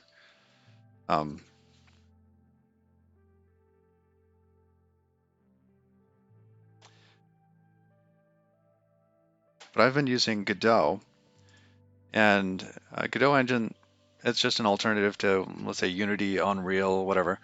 It's a little smaller. Base building survival game in space. It has no name yet.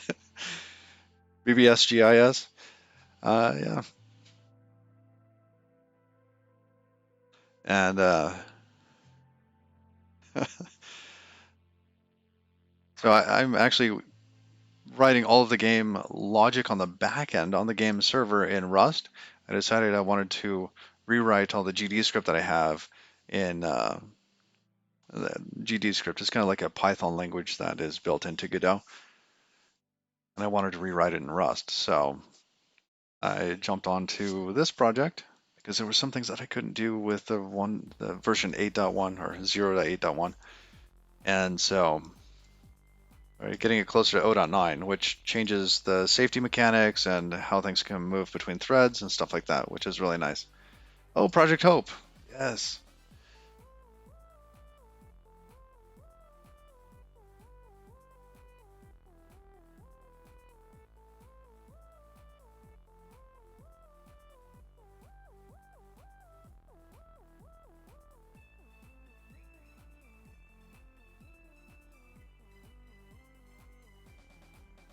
There's a lot of little issues here. If you are new to Rust and want to contribute to a project, there are some good first issues in here. Um, I got 2 PRs out, and you caught me in the middle of looking for one more thing to pick up.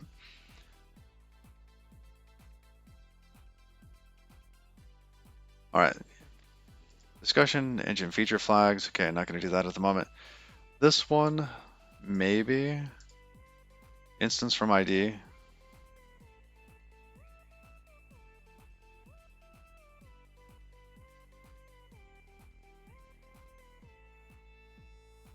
I mean, most of this stuff is already. It's kind of nice to have stuff. It's not really needed for 0.9.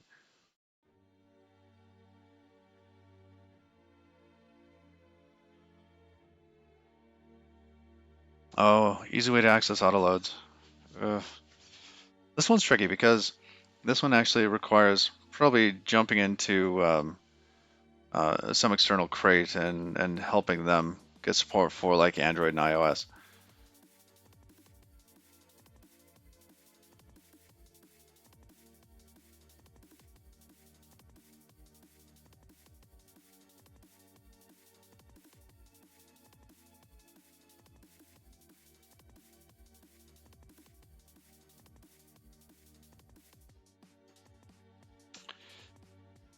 Let's see. I don't know. I might go back to using like see what the game looks like with this.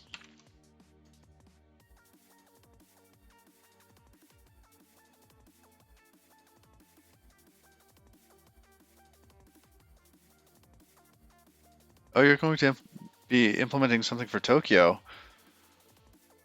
Nice. You're not familiar with async implementation code, but probably out of my depth.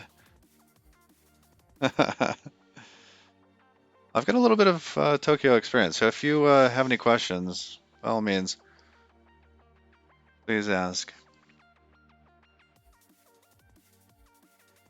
Blinkies too. Thank you for the follow. And if I butchered your name, let me know. I will do my best to say it the right way.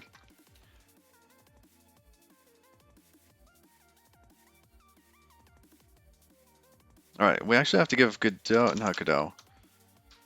Oh yeah, the actual Godot. It needs a recompile just to make sure. I think we already did this though. All good? Blinkies too. All right. Welcome to the stream. So yeah, there we go. We just verified that Godot is built correctly. I've got a couple different versions of it. The editor, and then kind of like the built runtime that'll be shipped. And the game is going to be living inside of. Let's see, I'm going to close this out here. Okay, whoa. CD, we're going to go into Legacy. I think it was Legacy, wasn't it? Client, then we have GD native. Ah, yeah, we had the two different versions. The old one with the GD script, and then the new Legacy one. Okay.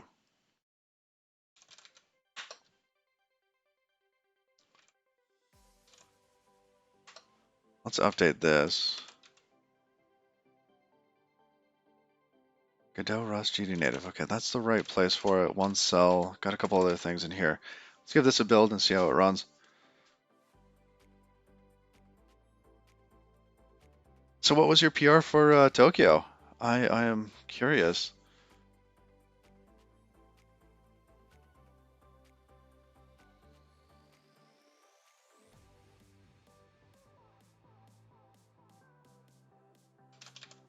Now let's give this a build.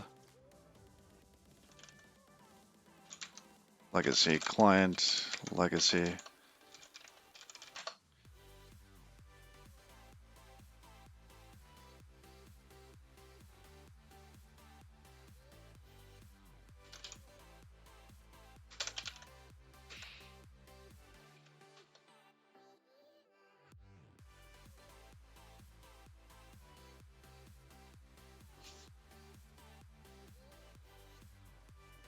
All right, Spazio. Take care.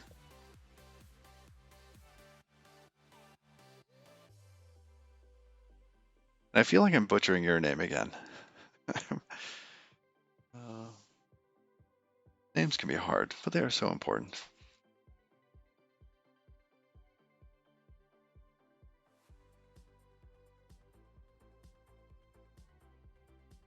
All right.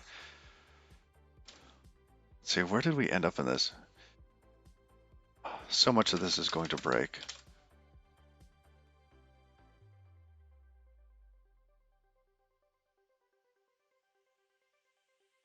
Yeah, we've got these scripts, got a bunch of other stuff. It's my native library. Should be in source.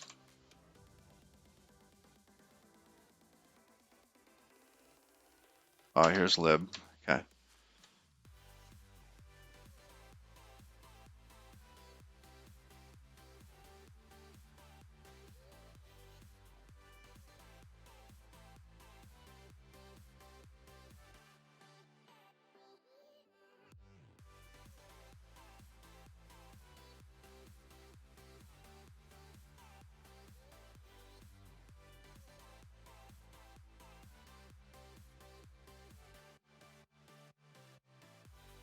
Oh, chair's scoot. I've got my foot on my chair because I'm standing right now. It scoots around every now. Okay.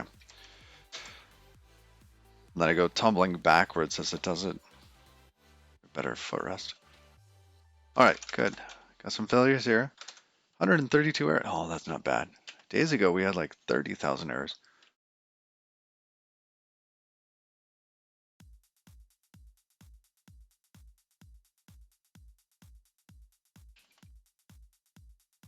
Very nice. Okay, cargo build. 2, 1 bat, L rust.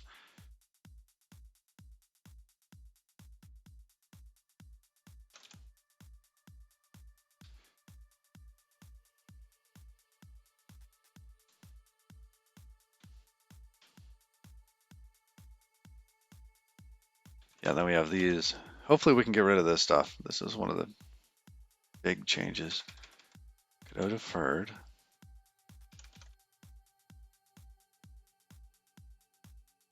Oh, that's strange.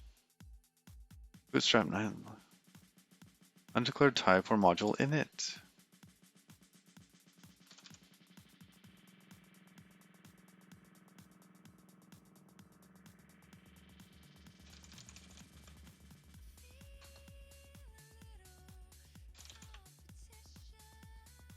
Line 19. Where's that? Oh, here we go.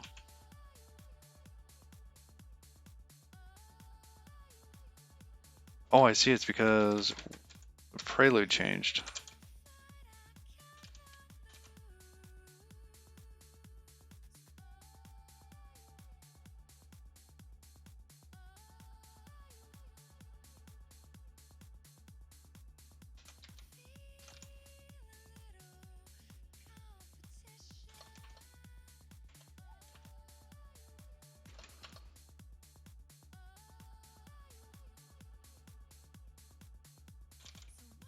Cargo dock.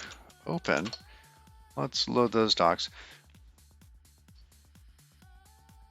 The ones online aren't useful anymore, so I'll have to build them locally and use these.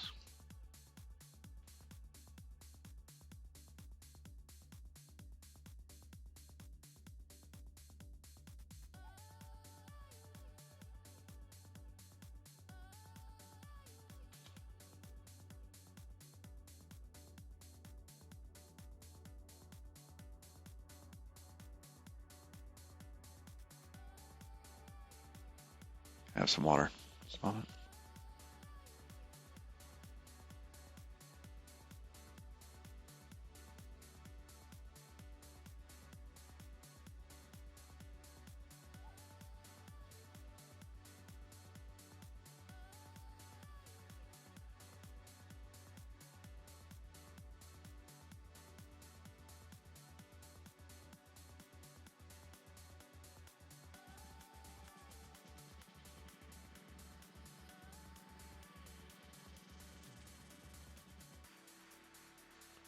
All right, well, that's about done. Let's see. It looks like the next steps for the ODA 9 is going to be documentation and cleanup, and maybe plucking some things out of the other lists. Oh, good. Docs came up. All right. Now, what were we looking for? We were looking for class builder. Where is that now? Prelude. Okay. What about string hint?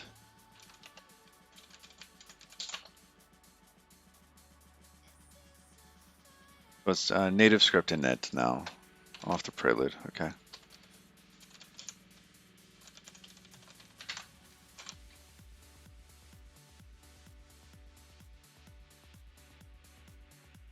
Oh, these have to take refs now, don't they? Is this property builder, bootstrap?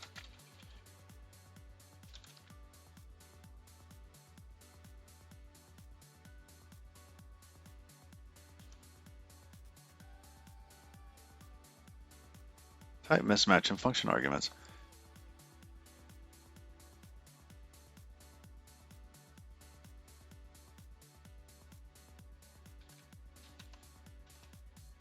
Hmm.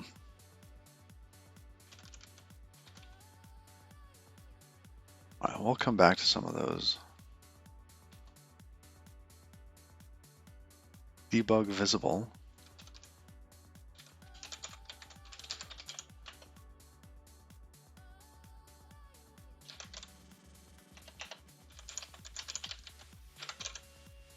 Some easy ones.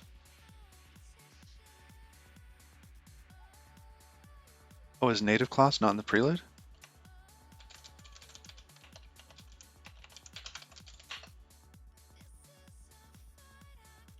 Oh, it is. Native class, it's there. GD native, that. Oh, init is now called new, isn't it? Okay, what else?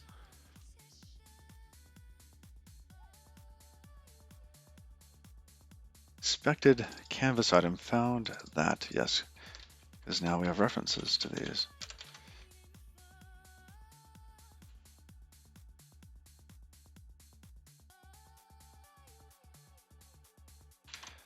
And OS.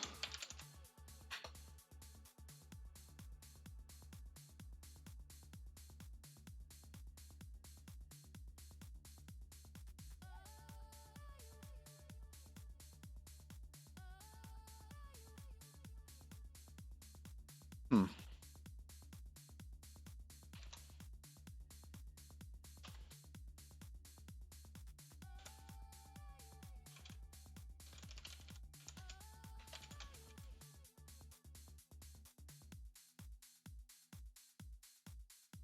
I like taking the reference to the canvas item. That seems to make sense. I like the new.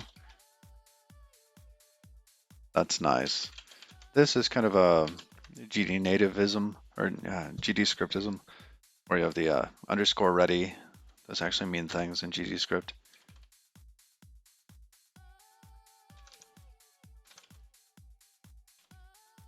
Local storage.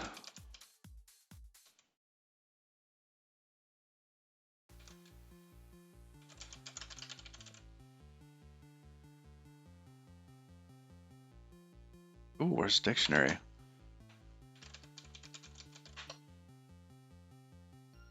GD native. It's under core types.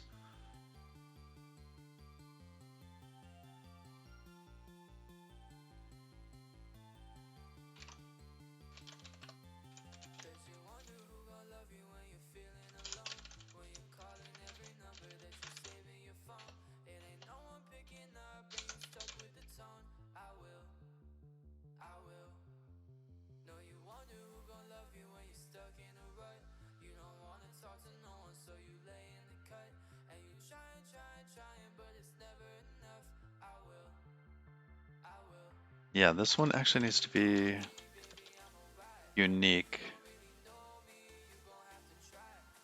How do we declare that? Is there a nice way to declare that?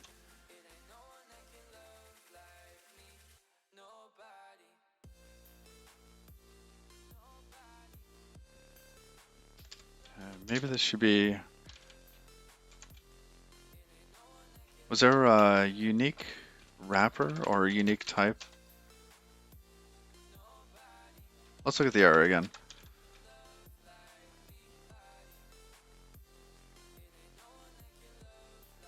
Red access unique. Yeah. Okay, so it is in the prelude.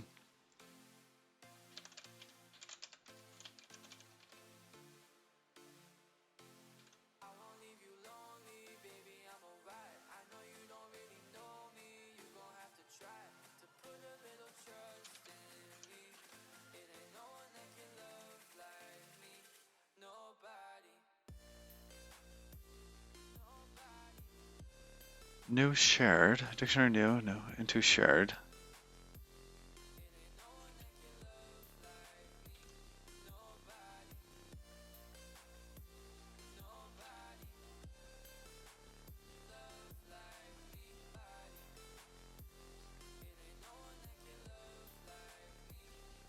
All right.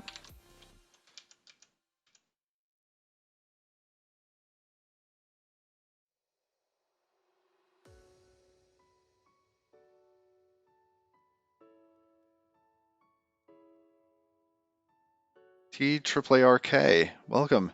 Is this a Tark? Tark? Welcome to the stream. Good morning.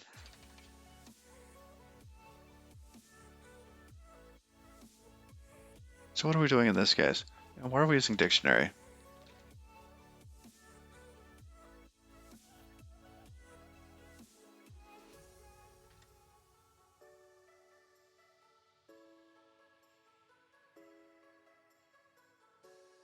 Oh, it says directory, not dictionary. My mistake. Native API directory. I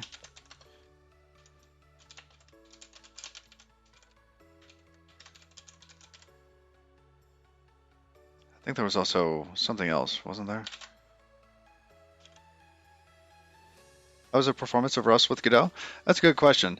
Um, I'm doing it more because I want to use the same language on the server and on the client, as opposed to performance. Um, Rust code compared to GD script will be faster. You just have to be aware if you're making a lot of calls across the API boundary that's got some overhead to it. I'm not sure how that is in relation to as opposed to what GD script has to do. So, but I'd expect overall it to be a little bit more performant, or a lot more if you're doing a lot of number crunching stuff, generating dynamic worlds, that sort of thing, which I hope to get into here in a bit.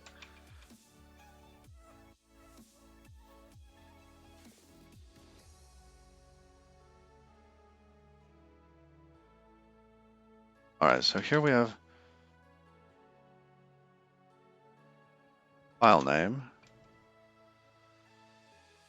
There's no type. Oh, here it's a Godot string. Okay, so we basically tossed it into a Godot string. And then we're asking the directory if the file exists. The directory.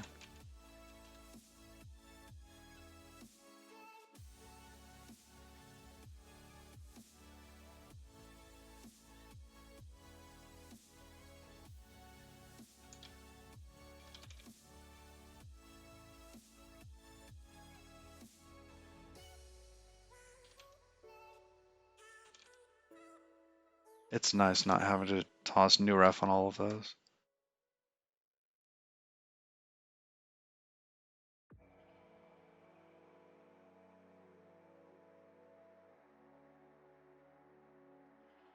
It is possible to use two languages. You can use, yeah, you could probably even use three languages if you wanted.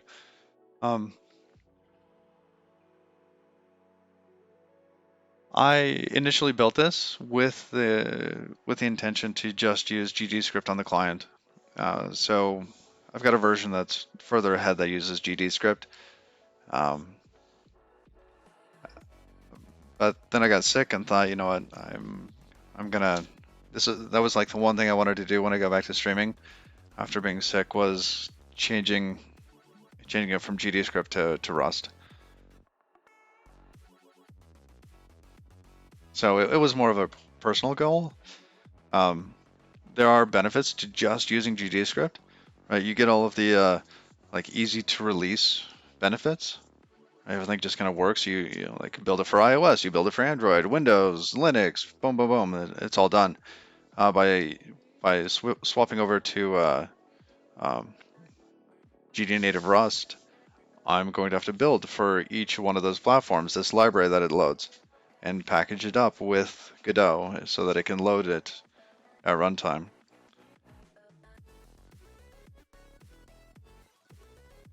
So there are definitely some benefits to using GDScript. It's got fantastic integration in their built-in editor. They've even got a language server built into Godot. So you can use something like Visual Studio for your Godot script.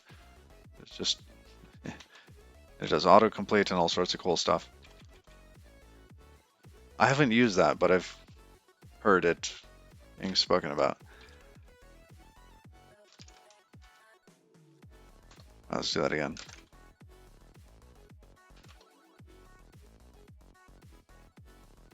Undeclared type or module file. Okay. Probably an API file. Okay, yeah, I'm getting the hang of this.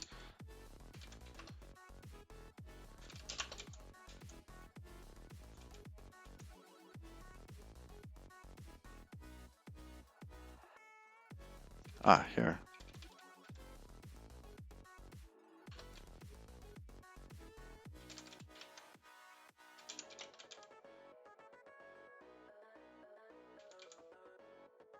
This file here is kind of like my local storage. If you were to think of like a browser, this would be local storage.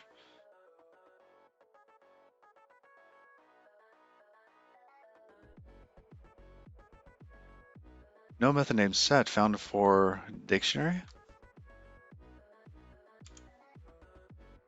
Okay. No more new ref here.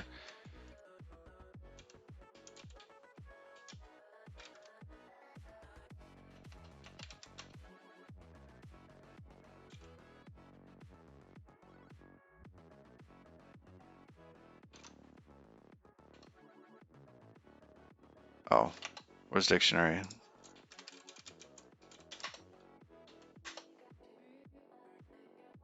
Get. Oh, insert now.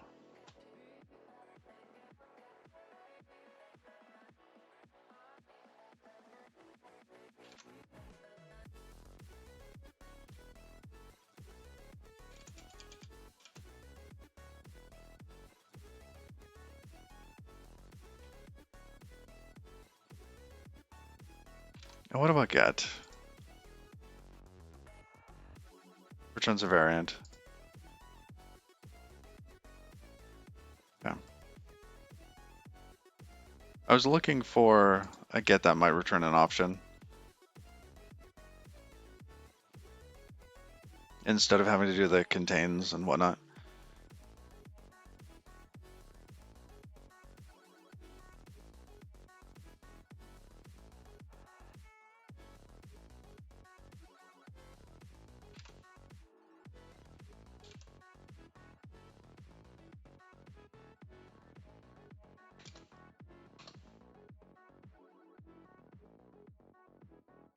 Oh, let's see. This needs a new. That should be borrowed now. What else in here?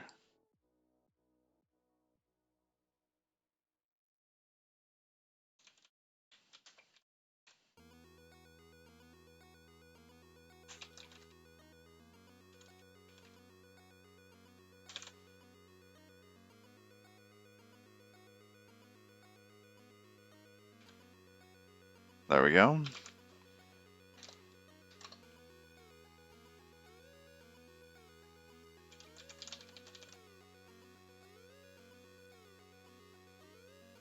Oh, no base button.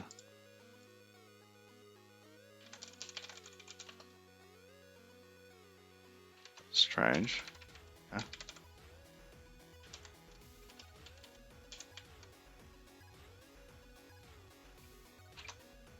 Yeah, it's just right there. Okay.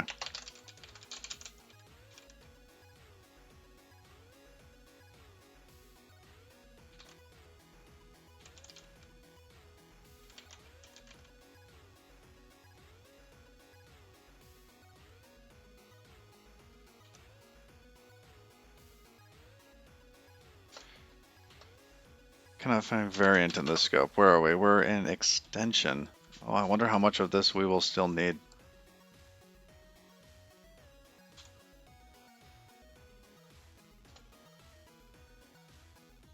Well, lots of extension in there. Let's go to grab focus. Same thing here. Prelude star, use GD native.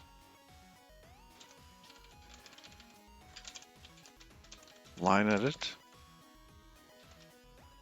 Should be a new now. And we're borrowing these.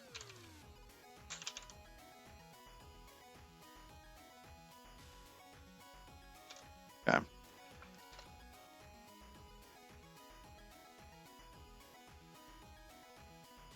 Oh, local storage missed one. Oh, JSON's not there. Where is JSON? Just API JSON. Got it.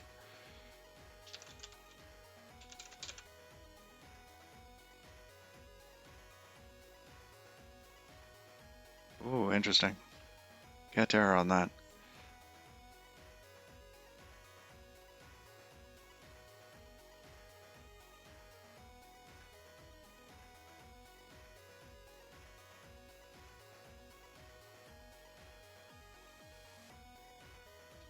Do I have to deref it?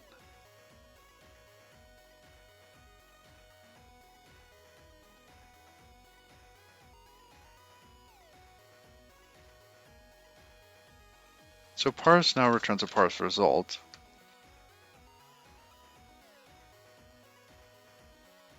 What is the type here?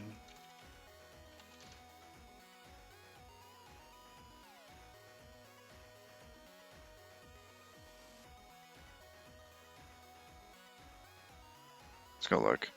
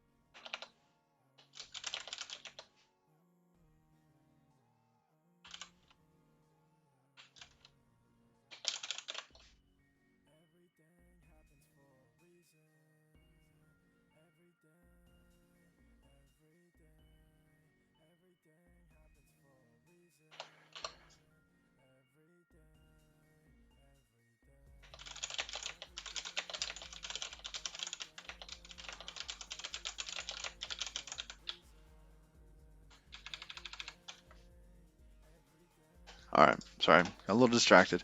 Um, so this here, yay! Oh, I love this. Implement to Godot string. We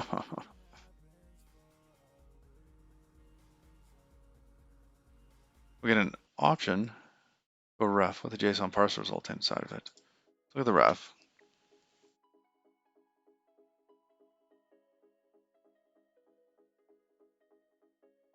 Does deref, where, let's see, access is thread access and T is Godot object, okay. Both should be fine here.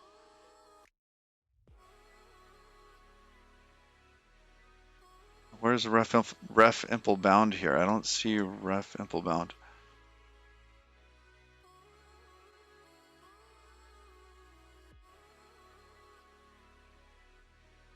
Oh, I see. This is basically constraining the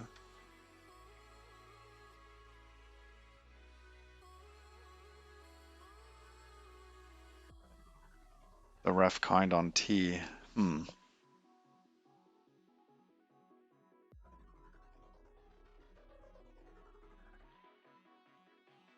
Interesting that dref isn't. Oh, okay. No, I get it. I get it.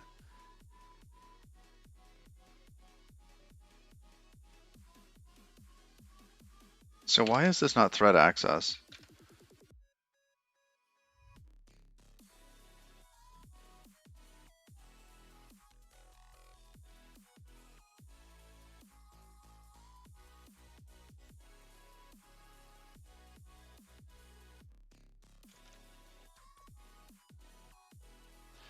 All right.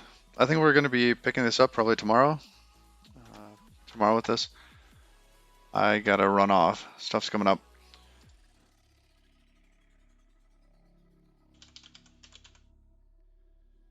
We're going to raid Ecton Dev.